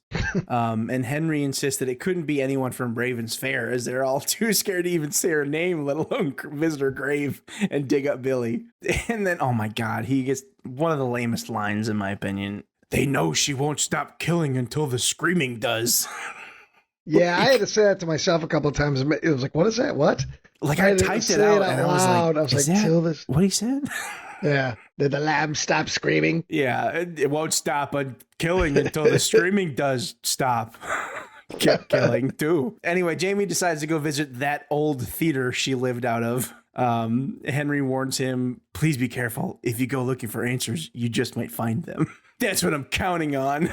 This is like second draft stuff where it's like, well, it just feels very place card. Like, well, we'll have them say something to that effect, but we're not going to have that on the nose. It feels so like early draft. And then they're just like, oh, fuck it. Let's just keep going. And then like, well, what about the Mary Shaw thing? They rip her tongue out. I mean, we had that cool thing where they made her into a puppet. Oh, fuck. Well, that's fine. It just feels like that. That is the end of my bit too. There's he looks at a map that is of wherever they are of Raven's Fair, but it looks like Middle Earth. It zooms into that and they hit the road on in the cool guy hot rod. We've touched on this movie being very blue. Most of the rest of everything else is gray or in a few instances bright red, like the car. And the color temperature of that car changes so flippin' much. Can somebody explain to me, does the color red have any meaning that I'm supposed to be looking into? Sin City was a year and a half earlier. Fuck off. Yeah. You're probably right. Like Sin City's like April 2005, I think. Yeah, I'm just trying to think. Honestly think that's it. It doesn't add And like anything. the Spirit was around this time too. Like this was like a cool, easy thing you could throw in to spice up your My Chemical Romance music video. Or it could be, and could just be a bunch of horse shit. The car is from outside. The car is not from Raven's Fair. Everything else is from Raven's Fair. So it's like he's entered another place. So there's life. Okay. The car is All right. life. The car is from the outside. That's something at Yeah. least. I There's don't it. think that's it, but it's something. No, that's like the only thing I can think of if you're trying to find any kind of meaning behind that. Otherwise, yeah, everything is pretty It's in the pretty same county drab as and- Pleasantville. Yeah. Yeah, but yeah, the Yeah. car Well, is bright red. The Matrix was a green movie. Let's make this red. What? The Matrix was Jesus. from 99. Oh, but it was big. People love The Matrix. It was Okay. huge. All right, It was fuck red you, big. Joe. We fade through the map into a long stretch of road. The camera careens downwards towards Jamie's car, in a shot that best anything Stanley Kubrick could hope to achieve. Absolutely. Oh yeah. Yeah, that's what I wrote down. Fuck you. Okay, you can write whatever you want. That's fine. We fade into the car, and Jamie is this really dates the movie now, is using a map that's resting on the passenger side seat, and he's leaning over, and the whole time I'm like, dude, that's not safe one bit. But hey, what would you do? It was 2007. He's drinking a Bud Light. He's like just eating a whole meal like on his seat. Yeah, he is. Eating a isn't he? meal and drinking Bud Light? How was Yeah. that dated?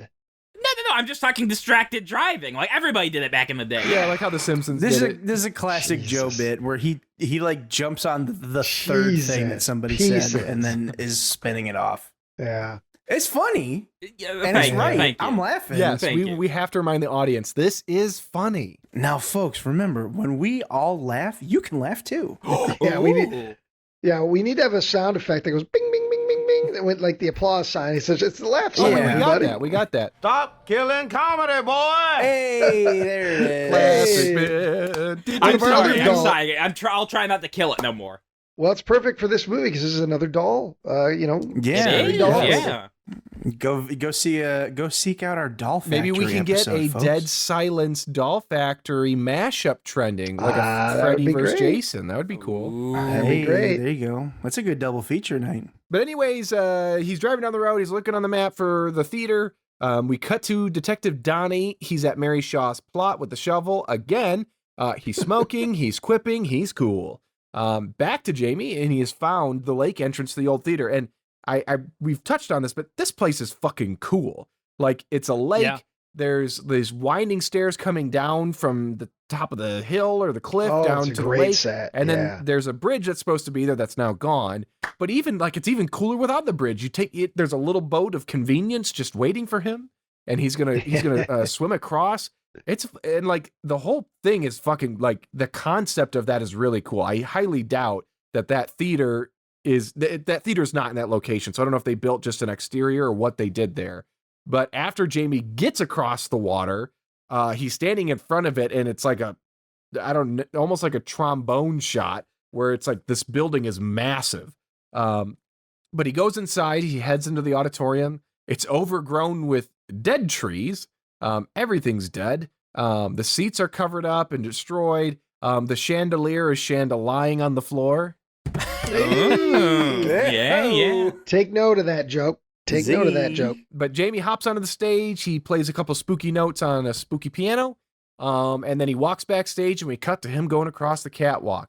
And it is precarious, to say the least. Mhm, We get some mhm. close-up shots of nuts and bolts. I wonder if that's going to be important later. Ding, ding, ding.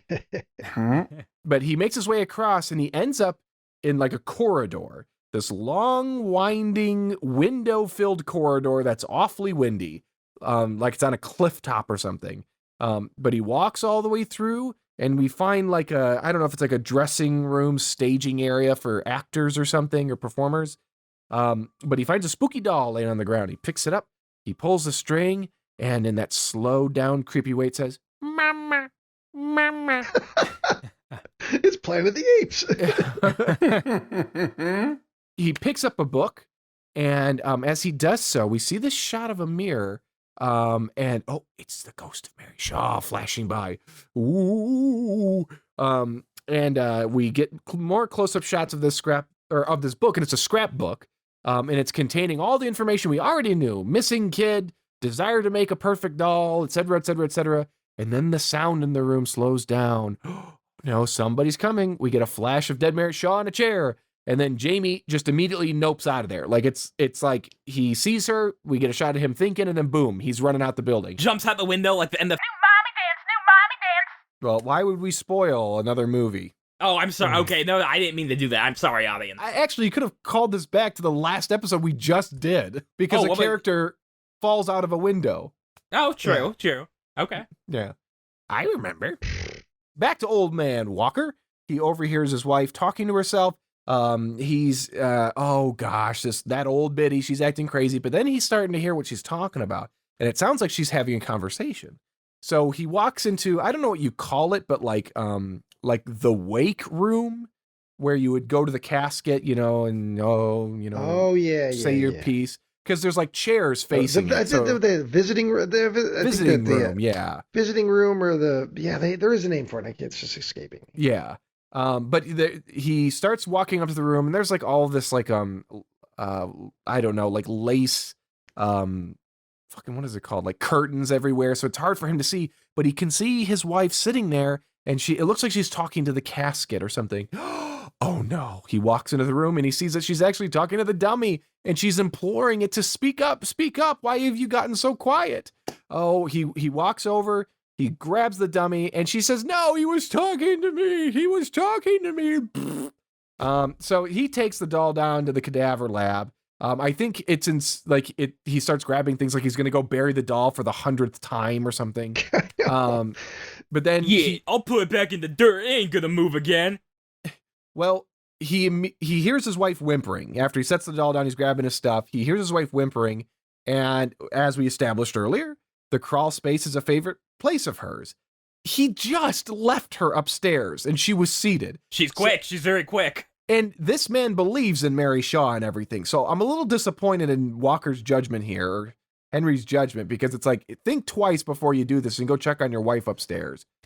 But anyways, it gets the better of him, so he grabs a flashlight. He heads down into the crawl space. Ooh, what could be in here? Oh wait, I think I see somebody. I think I see my wife's back. Oh, just like laying against a beam down there. So he goes over and he touches it and it falls over. And I don't know what it was, like, other than a pile of clothes on a stick. He immediately is like, oh no, where's my wife? Ooh. And he starts crawling back towards the door. It shuts behind him. Yes, the door shuts behind him. He's getting spooked. He's looking over his shoulder. There's nothing there. No. And then he starts banging on the door. And then he hears, "Hello, Henry." I can't remember what the voice was. "Hello, Henry." Hello, Henry. Hello. Good day, Governor. Bye, bye, Henry. And there'll be a free cup of broth every day for the coming year. Henry turns around though, and there's a beam. It's like, a bunch of like beams going up to the first floor, and you see this hand crawling or like gripping a beam, and like the camera like snaps zooms on it, which was really kind of weird. But then we cut back to Henry, and right next to his face is Mary's face. Woo! Oh, it's really spooky. He falls back. He screams, and then like Mary's face does this warbling thing, where it's like on they did it on like Snapchat years ago, or like the face morphing. It looks kind of like that. Oh yeah. And then it flies past him, but we see him. We see this dark thing fly past him, and then after it passes by him, his jaw is like ripped down and open like an open dummy. Because he was screaming. You can't be screaming next to Mary Shaw. He did scream. Everybody knows. And I would like to point out, this character is so old that he had to have shit his pants whenever this happened. Did you have to point that out? Well, Yeah. I just wanted to make sure the audience knew I have that shit to happened. point out that Joe is so out of shape. If it happened to him, he would defecate as well. Yep. I really don't shit myself too often. No, it doesn't happen. He's old on the outside, Joe, but I bet inside he's more spry, more healthy than you are right now. No, I could beat him in a foot race. Jesus Christ. Anyways, The only thing you're going to beat is me to the grave. Or my meat. Okay. So Mary flies past him. His mouth is open. He's not dead though. We get a That's cool. We get a shot of him in the foreground on the right side of frame, his flashlight flickering all over his face, his eye trying to see around a corner, but he's too scared to look. And we see Mary in the background, out of focus, holding up his tongue and like feeding it to her tongue, which you get a close enough glimpse that you can tell it's the amalgamation of many tongues. It's more kind of like the thing, in it, how it's like building up and making this thing. And in Henry's own voice, she says to him, I'm an old man. Your voice is mine now, Henry. That was an old woman. I really like that sequence. If only, and I know it's of its time, but if the CG tongue, even though it's in the background, it's kind of out of touch. Or out of focus. It's like that's the only thing that spoils that shot. Otherwise, I think that shot's actually semi-disturbing because he's still alive. You just see his eye, and he's trying to see, and she's back there feasting, in those last moments of his life. I think it's fairly effective. If only that tongue wouldn't have had that CG-ish. It made the tongue an actual interesting concept beyond. Yeah. Like it was. So this movie is filled with it's like we've got it. Okay, they started with a dummy. We're gonna have a dummy that's got like an old woman ghost connection thing going on, and then they're like, okay, the movie's called Dead Silence. You get it? Because ventriloquist being quiet, and then they just kept dummies branching. don't talk. They kept branching off from that, and it's dumb. But I appreciate the fact that they didn't just do like, we're gonna take your tongue out, and that's it. Like, because dummies don't have tongues and they can't talk, and like they actually tried to play with it a little bit. I feel like they could have done more. But it was, like Ryan said, that shot kind of pays off in a lot of ways that most movies would not give time for, because they would have done like the spook, the thing flying past, and then you just see his mouth agape for like 3 frames, and then that's it, and then they would have moved on. Yeah. So, anyways, Henry's dead. Throat ripped, body falls through the crawl space door. God damn it! Henry's dead. Throat ripped, body falls through the crawl space door. And that's it for me. There you go. Nice. Oh, Bubby. Oh, wait, that's me? Oh, okay. That's you, Put brother. the No, I gotta fucking pull up my notes. Wait a second, then. Put Do you the close RB them? No, I don't close them, but I'm watching the Plex movie, No. so I need to pull up my notes now. Oh, Yeah, God. yeah. You've been fast forwarding and doing all kinds of shit. You've been paying more attention to the Plex Yeah. than you have been the episode. No. The episode of the pod. I'm paying it. I want to make sure people have the visual like at the right place in the background. People, us. Yeah, no, that's what I'm saying. Yeah. So Tell them Jamie, the listener. well, I also pay attention to the listener. All right. So Jamie heads back to the mansion and gets told it's time for soup. He says the only thing he wants is a piping hot spoonful of the truth. The dad reveals that Jamie's uncle vanished when he was a boy, and the family blamed Mary Shaw. They got her to scream, and then cut out her tongue and killed her. Everyone involved ended up being killed, then their wives and children. Jamie's dad tells him that he sent him away to avoid the curse, but Lisa's death convinces him that it'll follow them forever. Did you Wait. say, Joe? Because I tuned out because of your. Oh, my saying. talking, sure. Yeah. Did you mention why they killed Mary Shaw? Because they think that she took the little boy. Yeah, they think she abducted and murdered the kid. So the town all bands together, which is one. It's just they just stole that from Nightmare on Elm Street. But 2 was Mary Shaw. Like, it seems a very out of character for this small town. All of a sudden, they're bloodthirsty vigilantes against this 72-year-old entertainer because they think she might have something to do with the kidnapping. It just seems like, again, probably because of Universal putting in those rules and we need backstory, it just seems so like, wait a minute, what? They just from 0 to 60, just that fast. They decide to, and not only kill her, but they're going to like mutilate her and tear her tongue out because they think maybe she kidnapped this kid. The 72-year-old entertainer. The only thing that makes sense to me is that she had plans before the event of the boy making fun of her, before Jeff Dunham stole her thunder. And Well, she was crazy. Yeah, no doubt about it. She was wanting to make that perfect doll. she made the choice that he's going to be my boy. It's like she couldn't help herself. And then in the midst of trying to find this kid, they uncovered her secret. And then Did they? Oh, say okay. So I wasn't I sure. don't think that they They don't say established so. that. They don't say that, no. That's the I only thought thing that that makes sense to me. I thought, yeah, because later on in the movie we do see the corpse, but to me that corpse, they would have the first place. Oh, yeah, they would have found buried it. They would have buried that boy. They would have found the boy. Like the boy wouldn't have been there as a puppet for all these years. I don't think Mary Shaw actually did it. I don't know though. It is kind of disjointed. Like No, she is she a did creep. do and it. she is, We do know she did it. so that Yeah, because yeah, I didn't know if that was supposed to be an apparition or not. Like in the end. The dummy I don't boy? think so. Yeah, I didn't know if that was really there or if that was I part of. interpreted it specifically that it is there because, I'll save it for when we get to that moment. Okay. But like something happens to the other dolls or dummies, but not to him. And so, sorry, we'll keep moving. Sorry, my bad. Oh, but maybe the townspeople caught her because she was like wandering around like buying bread and then bothering like the boy needs to be wood. The naughty boy needs to be wood. Well, my thing is we know. So we know that she did it, but they never discovered this kid. Like No, the I don't townsfolk believe never so. did. So that's what I mean is they went on a hunch and became incredibly bloodthirsty. A bloodthirsty vigilante mob. Well, he was the town's beloved boy. Yeah, he's like the Bart Simpson of this town. They need him. I mean, I know he's the heir, you know. Yeah, they don't establish Jamie's it, rich. but they do plant evidence in an accessible location. So, like, there's a secret space where Mary's keeping her true secrets, but she left the scrapbook of her intent to create a real doll. Oh, and that was enough for them to. That's what I'm assuming, because that's why the intro makes actually has a connection then, because she's spending all this time. Yeah. She keeps making doll after doll after doll, but they're not real enough. They're not real enough. I want to put my hand up an old man's ass. Yeah, it's too bad like Mary Shaw wasn't around now, because she could just go online and buy a real doll. Yeah, Joe has sex with inanimate objects, guys. Joe's been full chub this entire time. Just looking at the puppets. Yeah. Yeah, between the puppets and the soup, he doesn't know. He doesn't know what to do with himself. Oh my god, I don't know if I want a hot meal or a hot fuck. Oh, Jesus.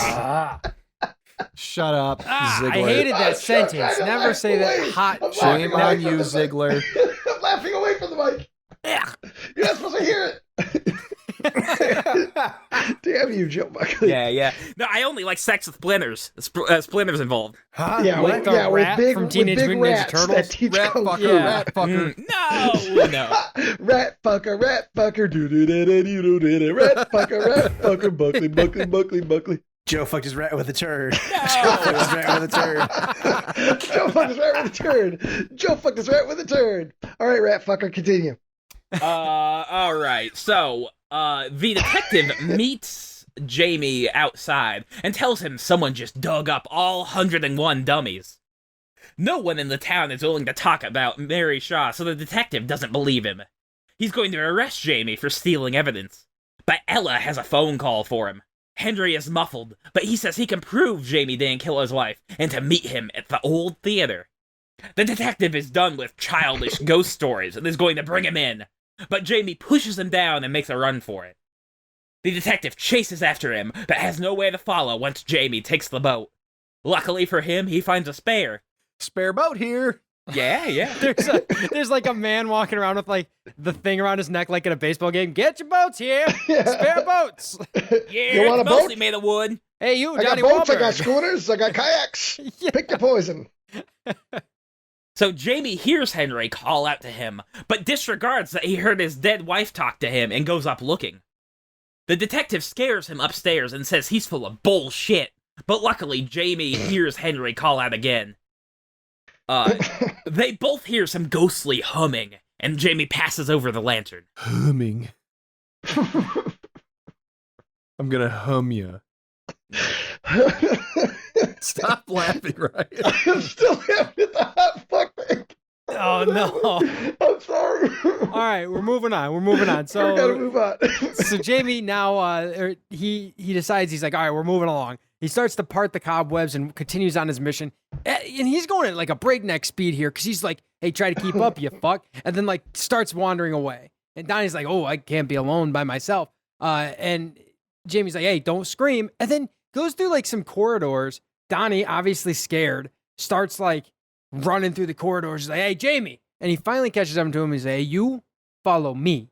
Right? Which is decent advice, all things considered, because Donnie's the one with the shotgun. They continue their spooky haunted house visit, admiring all the set decoration. I feel like there was a very proud set decoration person who said, I'm not making shit for you. I'm not building this whole goddamn theater unless we get a close-up of every single thing I made. Because right here we get close-ups of every doll face, every eyeball, every single thing that set deck was involved in making. It's just to remind us. It did get my attention. I good? did think it looked good, yeah. Yeah, it's very well done. Also, guys, I think this episode was a self-fulfilling prophecy. Why is that?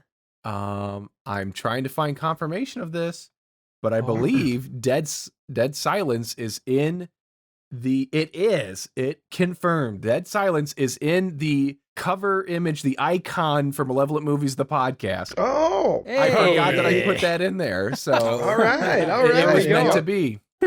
There we Hell go. yeah. So we're in the spooky house looking at all these doll parts, And The penises, the vaginas. the porcelain peepers. So Donnie finds a doll on the ground and he's like, "Oh, it's spooky. If I see one more of these things," before throwing it over his shoulder. God, Boy, let me tell you was what, Donnie's in his own ridiculous. fucking movie.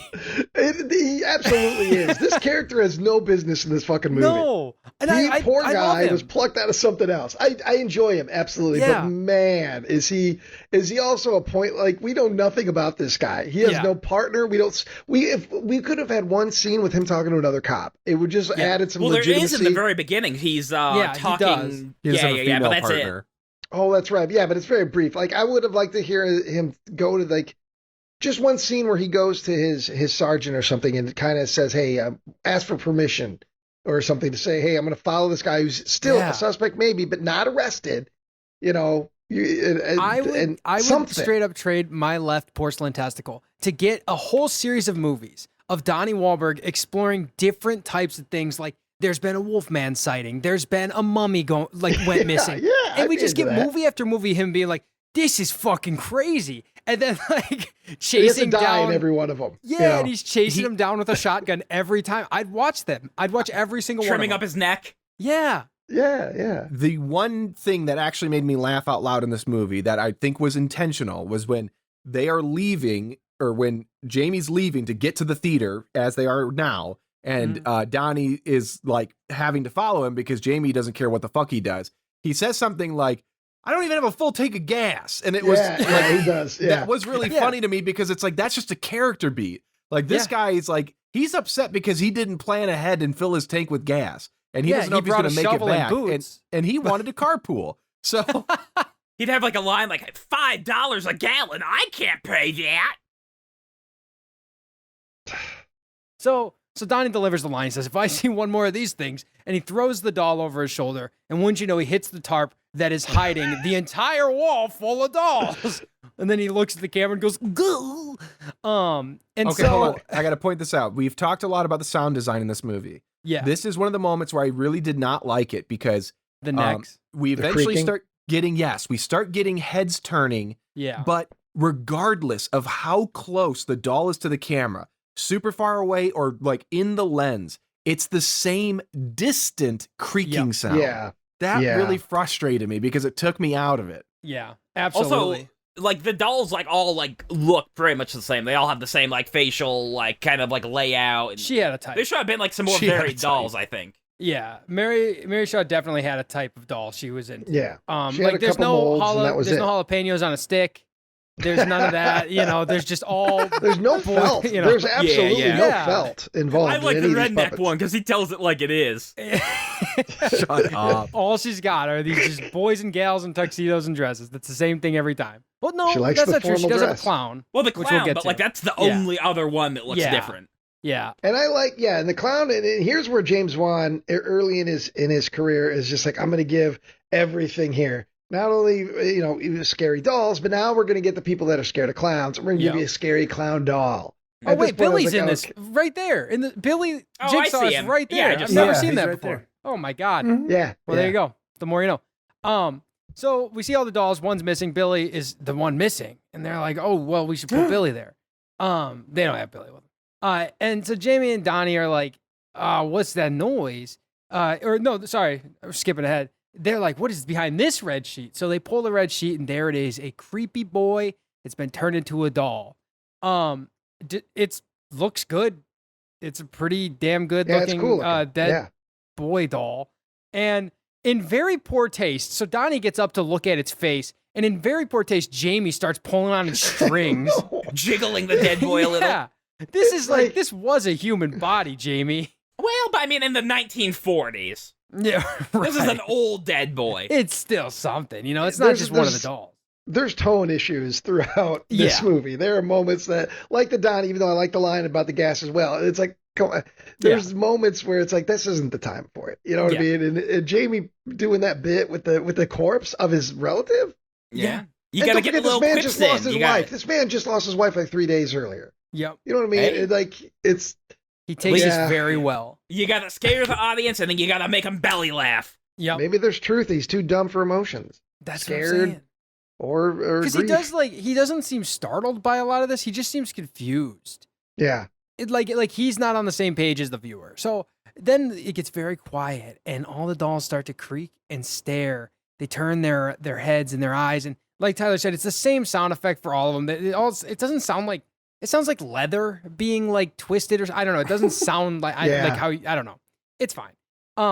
So they all stare at this clown doll that's in the corner, rocking back and forth in a rocking chair.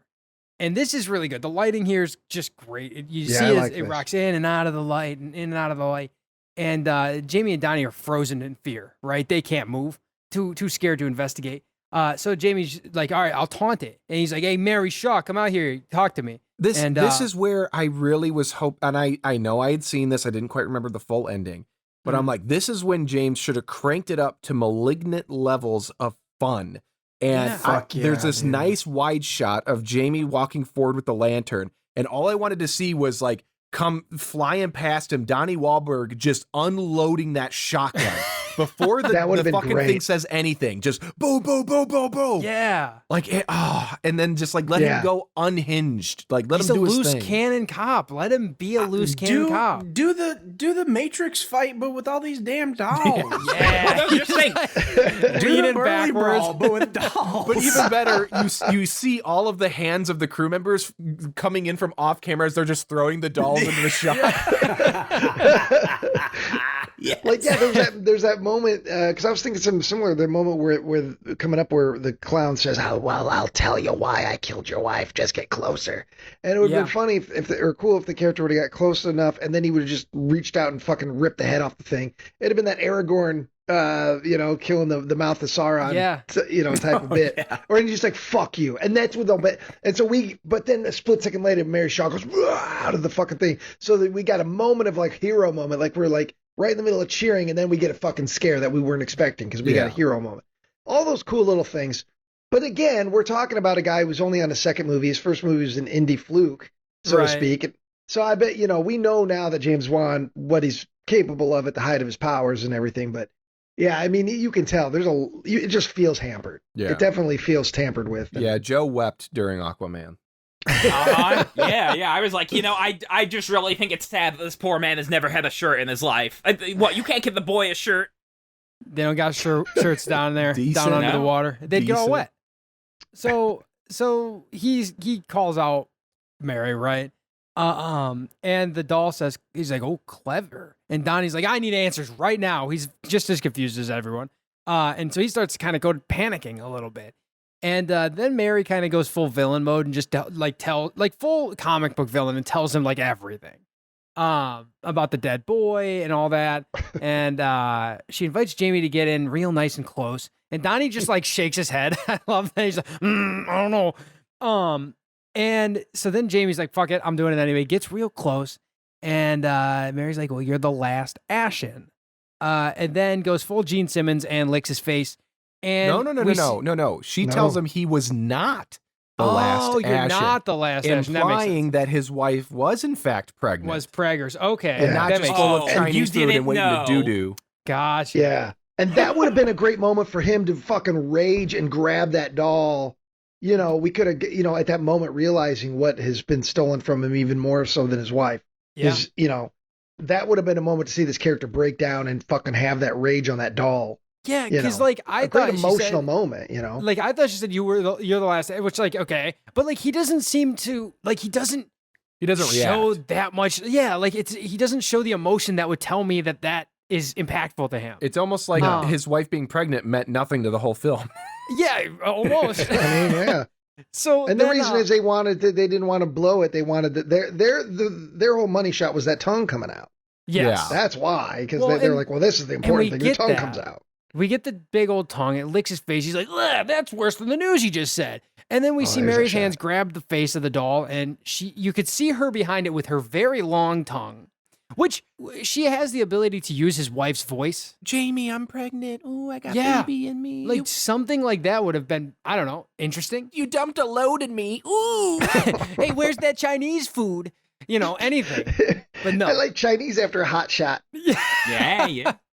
yeah, so Mary's tongue is very large. Oh, wow, that's big tongue. And then finally Donnie's time to shine. He's like, get the fuck out of the way. He starts blasting, right? One by one. He shoots the clown and she flies out of the back of it. And then we get terrible fucking horrible warp effect on these dolls. One by one, their face turns into like Play-Doh and just like zooms towards people. It just doesn't look good. Yeah, and I mean, that's gotta be easy to do practically. I mean, I've seen that effect before. You make like a stretchy face. Or do anything else. Yeah, just make a stretchy face. That's all I gotta do. See, that's the thing. Is they didn't make a stretchy face. Yeah. They didn't go to stretchy face school. So, okay, please correct me if I'm wrong. Are they trying to establish here that this is much like Voldemort?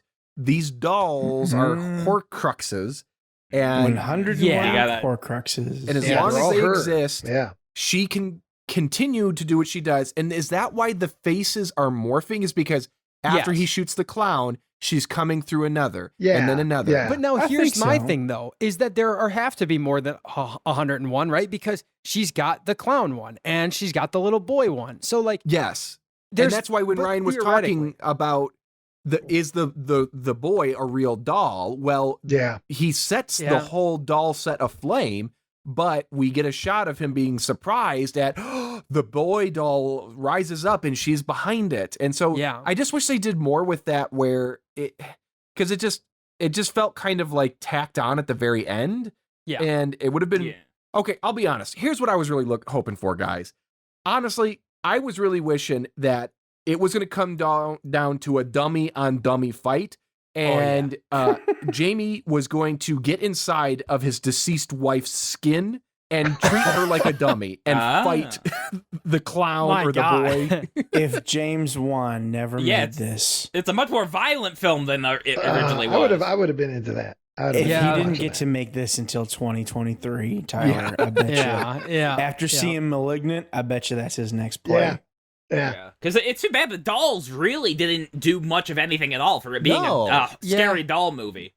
No, I mean, and like I said, the face warp effect is really rough. And like, so Donnie's blasting, he's shooting these dolls, and Jamie's like, she's living through the dolls, Donnie. And it's like, yeah, he's going to shoot all of them that move anyway. You're good, Jamie. Like, take a knee. I think Donnie's got this one. But then they realize they don't have enough ammo for this many dolls, so Jamie throws his fire. Shots, but there's 100 dummies. Yeah, he should have lined them up. You know, that would have helped. Jamie's like, fuck it, throws the lantern and lights the whole thing on fire, which is when we see Mary pick up the real boy doll, and she's like, "Whoa, I got dolls everywhere." And then they're like, "We got to run. We're outnumbered." Actually, that would have been really funny though, is if like they torch this place. But then as they're like leaving town, they suddenly realize that there was dolls everywhere the whole time that they just didn't recognize. They're laying in dumpsters and garbage cans. They're stuck in gutters. Like zombies. Oh, yeah. It's a doll town. That would be great. Yeah. Everybody in the town is actually a dead living dummy, and they're being puppeted by Mary Shaw. Yeah, that would have been really interesting. That'd be kind of cool. So they're running through the house. They're running through the fucking theater. Everything is on fire. The dolls are going up in flames. They reach that rickety catwalk above the stage as Mary's gliding down the hall, doing that cool thing. You know, you've seen in many movies where she doesn't have to walk, but she just, glides. The rickety catwalk then gives way. Jamie's able to hold on to the railing, but Donnie falls. And as he falls, he screams as one would. And Mary sees her opportunity. She, in Spectre form, she flies in, attacks him in midair, rips out his tongue, and he falls dead right there. God damn. And his iconic beard trimmer falls to the ground beside him. Can I posit something here? If Mary was not able to make you scream, can she not take your tongue? No, I don't think so. No, that's the thing. She she fucks with you until you scream. Yeah, that would diffuse it for me. And then she gets you. Like, I feel like if Jamie proves this because he doesn't care about his own wife or unborn child. He's not scared. Like, he's not bothered by it, which I wish maybe if that was really the case in the writing stage, they'd played more into that because it's an interesting concept. Like somebody just super nihilistic. Like they've got nothing to lose. They don't give a shit. Yes, exactly. That's why I wanted an angry, grizzled fucking guy who doesn't give a shit. anymore because life's taken everything from him. He lost his wife. You know what I mean? And so that know would who have would've been been like the great? ultimate foil. George C. fucking Scott versus this lady. Oh, hell yeah. Just like, yeah, like he's in like George C. Scott from Exorcist 3 doesn't give a fuck and isn't scared. He's fucking, in that movie, he's pinned up against the wall. Pazuzu's like throwing all shit at him and he's getting mad about it. He's like, oh, you bastard. Like George C. Scott you can't scare George C. Scott. Well, That because would have that's been amazing. the thing is, like, realistically, she can't do shit to you if she doesn't scare you into screaming, right? Exactly. And that could have been an ending. And again, though, it'd have been kind of ripping off Yeah. Nightmare on Elm Street, but they've already gone this far where, you know, Sure. Nancy's like, well, if I turn my back on you and show you I'm not scared and I don't give you attention, you have no power. I'm not scared of you. I'm not scared of you. You have Yes. no power over me. Yeah, that's what That's the what thing. happens. That's Yes, the movie, Joe. that's how Nightmare on that's Elm called Street an ends. arc where a character Yeah. changes and overcomes a hardship. Yeah, That's yeah, how and Nightmare then on Elm Freddy, Street- Freddy gets a light bulb over his head and he says, "Ouch!" Yeah, it's a popular trope God damn it, in, Joe. None of this is stories. making sense. But that's literally how Nightmare on Elm Joe, and I know you've probably not watched it. I've That seen is it. how That's what I'm referencing. Yeah, that's how the first movie ends. I So understand. you could have done that where he's like, you have no power over me, you don't scare me. But I will say it doesn't matter because Mary Shaw, as we'll get to with one of my critiques at the very end of this movie, is she's very fast and loose in what she decides is a scream and what I She's a cheater. consider a scream. All right, I don't consider yelling a scream, but anyway. So we'll get to that. But yeah, Donnie is dead. Donnie's dead. All right, where am I? Razor shot. Oh yeah, we see his razor is laying next to him and it's turned on. Jamie then attempts to hoist himself up onto the catwalk, but comes face to face with Mary. He falls, and his instinct is to scream, of course, as one would, but he covers his mouth, and he hits the fucking the floor, and the rotten wood gives way, and he finds himself in water underneath the theater, in the moat that's underneath the theater. And there's this standard stuff. There's mannequins underwater, some scares. He holds his breath for a really long time. But eventually he swims out in the moat, out from under the castle, the theater, and gets to safety, crawls onto shore as the theater burns behind him. Oh, that shot. There's some interesting composite shots that are like kind of hokey and fun. And some of the shots of like establishing shots of him like riding in and out of towns seems a little off. Like it's like they're miniatures composited in. I like it. But like that one shot of him in the water in that burning building is like, it was like made on a N64 or something. Yeah, I didn't mention it earlier, but like one of the ones where he's like going to the motel kind of looks like it's very Tim Burton-esque. Like it feels like there's something off with the what's that the thing scale called? or something. The tilt shot where you try to make something look like a miniature, but it's really like real. It's like that type of thing because and also that hotel is fucking weird because there's like 3 buildings crammed together. Yep. And then like he like drives his car in there and it's like, how does anybody else park there? That's like a space for one car. And the car He's is got like the vacant sign right outside that's flashing. Yeah. It's like very I hope bizarre. he's not paying Cabin much for number this 1. room. Yeah, cabin number 1, you know? But again, that would have been so cheesy but so fun if like he walks in, he pays for his room, he goes upstairs and like he has all these interactions with the quote unquote townsfolk. But then when he gets to town, he realizes they're all dummies, and when he flashes back, they were all just sitting there with their mouths open. That would have been fantastic, actually. Yeah. That would have been great because he could have, been in a hotel. There's the drunk that lives in the hotel basically.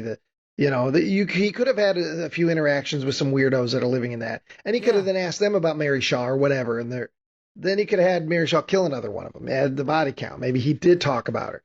A lot of opportunities. There's a lot of missed opportunities in. There could be a scene Dead where he's like Silence, studying actually. the old books in the hotel room, and he like calls up for like warm milk, and then later on he's like, "I never got the warm milk. Well, there's something That is wrong with this- this hotel." That is just that is the worst, man. That was terrible. the worm milk. I'm just trying to screenplay. I'm just trying that to have to help their do with screenplay. warm I'm just trying to We're legit- screenplay. Yeah. Joe, we are legit trying to talk about things that we think would be cooler in the movie. We're not making bits and jokes, and then he would come in with a fucking warm milk. Wouldn't it be funny if he was playing Madden 2008 and then he paused it and then like at the end of the movie he comes back and goes, "I never finished playing Madden 2008." Wouldn't that be the funny? ghost moved my controller. God No, damn it, Joe. I'm not going to get into it. This is this different thing. What happens next, Ryan? Yeah. So he goes back to mannequin. So we swing to shore. He dolls. swims. Yeah, theater. Castle burns. Only Billy is left. Oh, Bill, and he realizes Billy's left. He's the last doll. I got to go get Billy. One more to go. So he goes to Henry's mortuary where he finds Marion. She's cradling Henry's corpse. Again, he barely reacts to the death of this man who's been very kind to him. She claims Billy was, again, she mumbles, and I didn't have subtitles or anything, but I think what she basically said is that Billy was taken by Jamie's dad, and Jamie's like, my dad's in a wheelchair. How the fuck? He doesn't leave the house, and she says something about this basement isn't wheelchair accessible. How would he get here? Yeah. I mean, I could Save it for the moments like that, Joe. That was good. Yeah, It is funny Enjoy too it. watching his performance here. He keeps looking at the dead body and he's just like, "Hey, I'm so sorry about your husband. Have you seen the doll?" Like he's so like it's so funny. He's not gonna just- wake up, is he? Yeah. Is he are you talking to him now? Has he seen Billy? Hey, where's your crow? Like he's just so not interested in the dead man right in front of him. Yeah. It's amazing. Yeah, it's just the character again, the first draft shit. I mean, there's you know, but all right. So then we cut to Jamie's dad's house. It's storming. The lights are off. There's some good, you know, spooky, scary moments. He's walking up a spiral staircase. It's only lit by lightning and that kind of stuff that you expect in a you know this Classic kind of movie. spook show. Absolutely. Yeah. And then he comes upon a basement or a bassinet basement. Who knows? There's basements He walks up and the attics and stairs to the crawl basement. spaces. Yeah, everything's upside down, which would happen in Insidious. It's The upside terrifying. down, or whatever it's called, the underneath or whatever the fucking thing it's called. He comes upon a bassinet with Billy in it. Is that what it's called? Yeah, it's something. I mean, it's in Insidious. Remember, it's like the upside I think it's down called world. The Further. Or, I don't know. Zach, Further, do you know yeah, anything where about it's- this? Yeah, but yeah. yeah, the further. Yeah. So then he finds a bassinet with Billy in it, which I took as kind of another jab at the fact that his wife was with child. Billy's just fucking with him, you know, or Mary Shaw. Just then, Mary bursts from the window. Jamie grabs Billy throws Billy into the fireplace, causing Mary and her huge tongue to retreat once again. It feels like she should pop out and be like, "Did I get you? No, it's rats." Like because she's always trying to get him to scream. Yeah, that's the only thing she can do. That sucks. That's her like. She's like, I'm fucking scary, so most people scream, but this fucking guy. And here's another thing that could have been fucking cool or nihilistic. Maybe he fucking cuts his own vocal cords, so he can't scream. Maybe it gets that violent, you know. And then they want to do. They want to do a Twilight Zone thing. That's the twist of a Twilight Zone episode. A guy destroying his own. No, see, if this is a Twilight Zone episode, then he's like a singer or something. Yeah. You know But, what I mean? He's a podcast host. But yeah, like, no.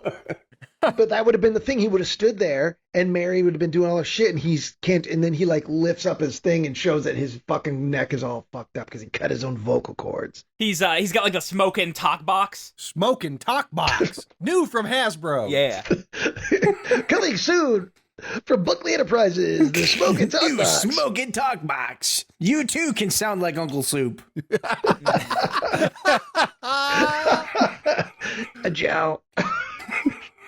Merry Christmas. Merry Christmas, Joe. Thank you for the cigarettes. I heard you've been doing good. I heard you got on the intramural basketball team. Ha ha ha. Just kidding. Uncle Soup, even in his dying days, was just shitting on you all the time. We made fritters again. He's in a box, you know. So, He's in a can. Fell asleep with that thing burning. Oh my god. Yeah, so she retreats and she leaves. Jamie turns on the lamp and he finds his dad just sitting in the dark in his wheelchair.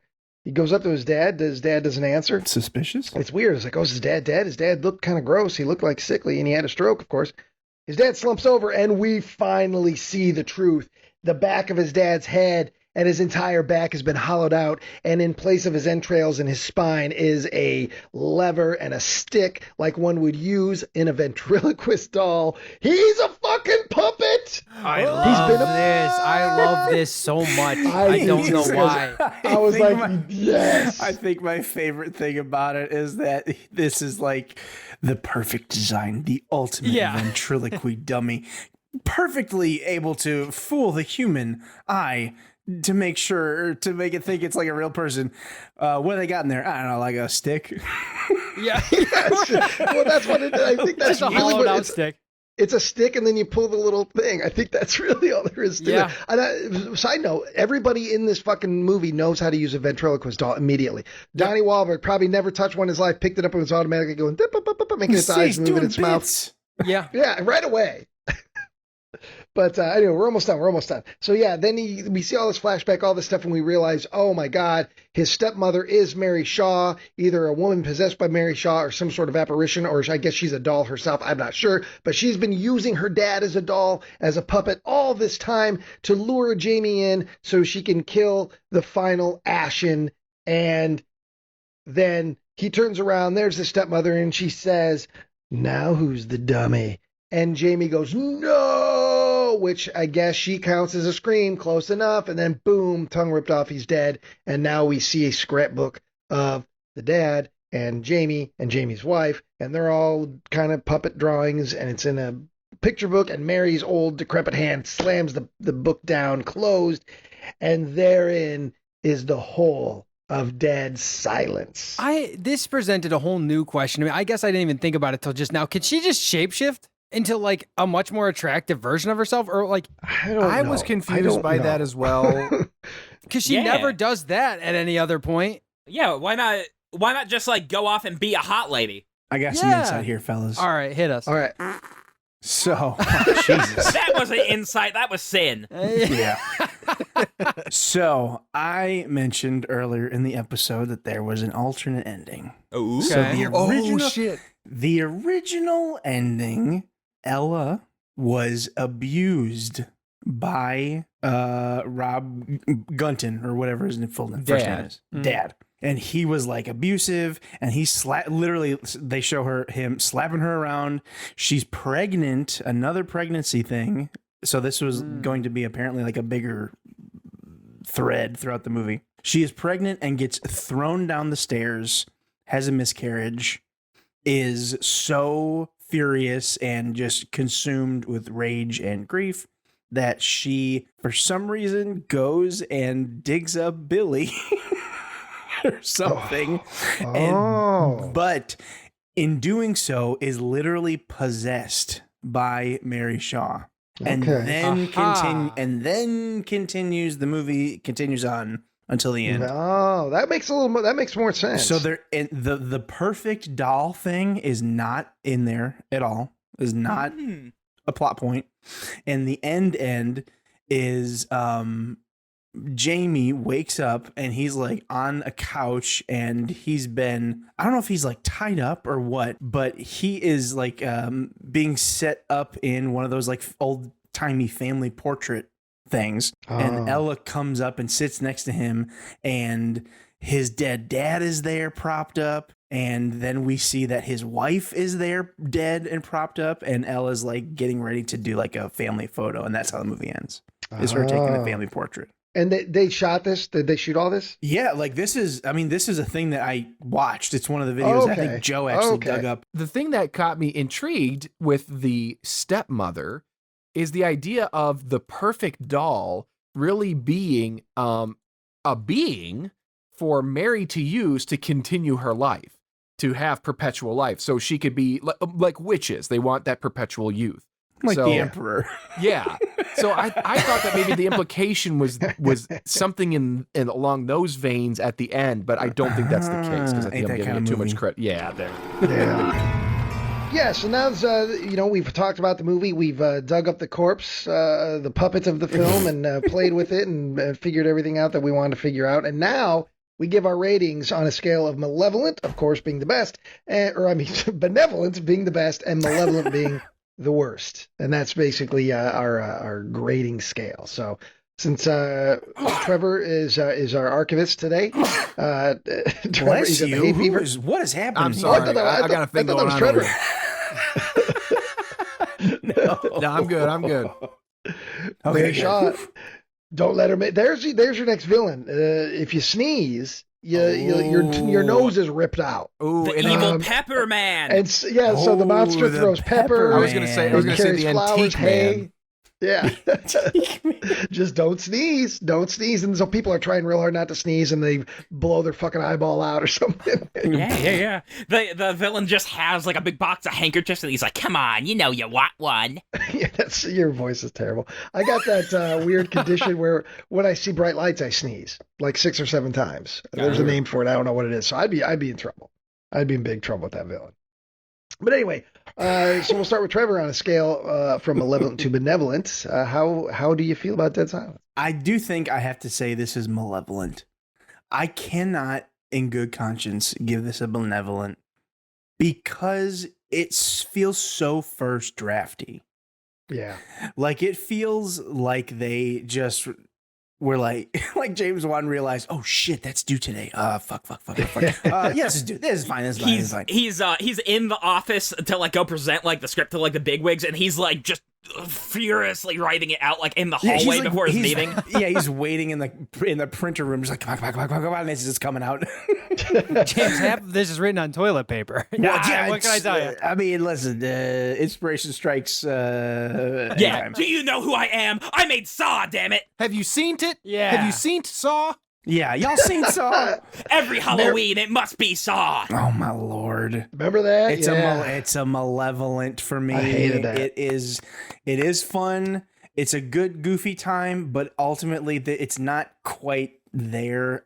Maybe an edit to this would be good. This could be like a cool 60-minute little TV special, maybe. Yeah, it could be like an hour long. Yeah, like an anthology show. Yeah. Like an HBO movie. Sure, Joe, you won't stop interrupting everybody else. I'm sorry. You just know. Yeah, I'm teasing. diarrhea of the mouth. What do you think of this movie, Joe? Truthfully, what the fuck do you think? What do you make of this? I am also going malevolent. This film was a sloppy mess. God damn it. Yeah, no. So basically, what this is basically it doesn't. Joe, it doesn't really just have give your actual thoughts. No, that's what I'm doing. That's what I'm doing. It's like you're revving up. Like you're trying to get that boat engine started, but you can't get it. What it basically feels like is that, And don't say like, Joe. I don't want to hear the word basically again tonight. Oh, I understand. Okay, that's fine. So essentially, this is a series. Just word out of your mouth. So this is a series of scenes that basically are just set up for jump scares. See? And that's really all I felt this is. I will go malevolent. Yeah. What would Tyler have to say? I am going to say benevolent. Okay. Classic Tyler is coming back. I was gonna say this is like an old timey episode. Yeah. Of course, it's a mess. The script is dog shit, and there's so many things they could have done. I'll give it some credit where it's due. There is some decent sound design. There are some fun things that they do with the premise, but I think they could have like gone 100 times harder with it. But I'll be honest, I'm giving it some nostalgia points here because there's something about that mid 2000s DVD era that I just love. It's blue, it's gray. Yeah, everyone is so a little bit pale. Of red. I'm giving it benevolent because of this experience, because I have my buddies, because we're talking about it, as Ryan said at the beginning of this episode and every episode before it. This is about watching something with your friends and having a good time and talking about it. And this is one that's worth reliving because even though there's not a lot going on, there's not a lot of characters, it wasn't painful to sit through. Like, no. I have to admit, it wasn't the worst thing. So this is definitely one where, regardless of what we say, if you can get 3 or 4 people together, you have to watch this. Yeah, because that is the best circumstance to watch this thing. So benevolent, not the hardest, benevolent, like a firm. Kick it over to Zach. What are you thinking? I'm with Tyler on this. I'd say this is benevolent. Not like, oh man, this is great horror. No, like I enjoyed this movie. I've seen this movie 2 or 3 times. Just, I don't know. it's like a comfort thing for me where it's like, oh, here comes fucking Donnie. Here he comes. And it's just like, it's, you know, you boil it down. It's a doll movie where Donnie Wahlberg shoots at dolls with a shotgun and one guy is confused the whole movie. Like, it's goofy. I enjoy it. So not a great movie, but enough there that I enjoy it. And if this was like 30 minutes longer, it would be unbearable. Oh God. But it's not. It's quick. It goes A to B. I really, really enjoy the doll thing at the end of like, oh shit, he was a doll. And like I said, you rewatch it, you notice when she leaves the room, he bows his head like that's because she's not controlling him anymore. You know, I enjoy it. So if they had just added a subtle "Yas Queen," as that happened, I would not have blinked an eye. I would have just assumed that was him. Yeah, exactly. So it's slightly benevolent for me. I can't hate this movie. It's a guilty pleasure. So Ryan, bring it on. Well, let's see. We've got 2 Malevolents, 2 Benevolents. Oh boy. Which way am I going to sway? Am I going to go right? Am I going to go left? I'm going wherever Benevolent is. This is Benevolent from me. Yeah. I had when I turned this off last night, I was like, I felt good. I was like, that was a good time. That was a good time. I just had a good time revisiting the movie. I will say I am a James Wan fan. Anything non-Saw, because I hate the Saw movies, but others-wise, I'm a James Wan fan. So there's that too. I feel this movie, it's a mess, but knowing where his career went, and maybe it's not fair to judge the movie based on what he's done, but I can't help it because this movie feels like the promise of a filmmaker who has now delivered on that promise. It was like this was his stretching his legs, trying to come up with these weird, creepy things, and he's doubled down and done well. Insidious, The Conjuring, I love all those movies for the most part that he's directed. So yeah, it's a Benevolent. It's a fun time. Turn off the lights. Halloween's coming up. You know, and especially if dolls creep you out, they don't creep me out so much. But if you're creeped out by dolls, this absolutely will be a lot more effective because there are some really great creepy shots. I love Mary Shaw. I love the ventriloquist stuff. I love the way the movie looks. You know, I love the production design. Yeah, so this is a very pleasant Benevolent from me on Dead Silence. Yeah. So there you have it, everybody. Malevolent Movies, the podcast, and Dead Silence. The whole time I was watching this, I kept thinking of another movie, and I even brought it up to Zach because we discussed this a little bit. For some reason, in my mind, Dead Silence is attached at the hip to Darkness Falls. Yes. Ooh, yuck. And Zach was starting to pull the parallels in front of me, and I said, hold up. Don't tell me, because I got to rewatch it. So I'm going to implore, next episode we do Darkness Falls. I'm into that because the last time I remember hating the fuck out of that movie when I watched it. And I haven't watched it since, so we'll see if time has changed anything, but I remember being frustrated as hell, and I'm not even sure remember why. It has been so long since we've had Ryan Rage. We need that back. So hell yeah. I hopefully time hasn't worn down the rage, but yeah, I'm all in. Yeah, let's do Darkness Falls. Awesome. Yeah. So episode 46, Darkness Falls. Hell yeah, baby. Get a shirt, that Ryan Monster Lover shirt that we talked about. Yeah. Go grab yourself that because nobody else is wearing it, baby. Come on. It's not even hot off the press because no one's ordered it. So get on it. Show strangers you love how I love weird monsters. Yeah. That's what. Please. And hold on. Go ahead. Do your thing. Oh, okay. Well, so I was going to say, listen, fans, we don't want you to be dead silent. We want you to comment on the videos. We want you to like them. We want you to subscribe. I'm not We want you giving to him follow us. I'm still not giving him it. I'm still not giving him it. Or the new thing that we want to brag about that's been here since the beginning, wink, wink, wink, wink, wink, but hasn't. The Malevolent Movies. Oh, the Discord. Yes, we will be launching a Malevolent Movies It's already Discord. up, Joe. Oh, okay. I thought I was going to It's help launched. you. Okay. It's in the air. Yes. Oh, okay. I did not see all this. Look Okay. out your window. It's right there. And also, if you're listening to us via YouTube, of course, like and subscribe and share to your friends and family. If you're listening to us through another platform, drop us a line, email us or something. Let us know how you found us because we have no idea, you know, how or why, but we know people are listening. So let us know you're alive. You know what? We won't tease you. How about this? If you are a fan who's only listening to us on a podcast platform, Spotify, Apple, Google, wherever you're listening, hop into the YouTube comments just to say hi, because that's where we're paying the most attention to. But how about this? Free t-shirt giveaway, Monster Lover shirt. I want to see a new person comment. We've got our regulars, Pop Gun, Higgins, the Williams of the world, Finberg, AJ. They're out there, but we want to see somebody new. They're our number ones. Yeah. Yeah, we want to build our family. We want $101 to bury. And so far we got like 4. Ooh, yeah, so there we go. Be one of our dolls, won't you? Please. You know what? How about this? If you're a podcast fan on a podcast platform, if you hop into those YouTube comments and you comment, I buried 101 dolls and all I got was this lousy t-shirt. First person to do that gets the free t-shirt. So don't be making fake accounts, fucking Higgins. We know. Ooh, yeah. We can smell those from a mile away.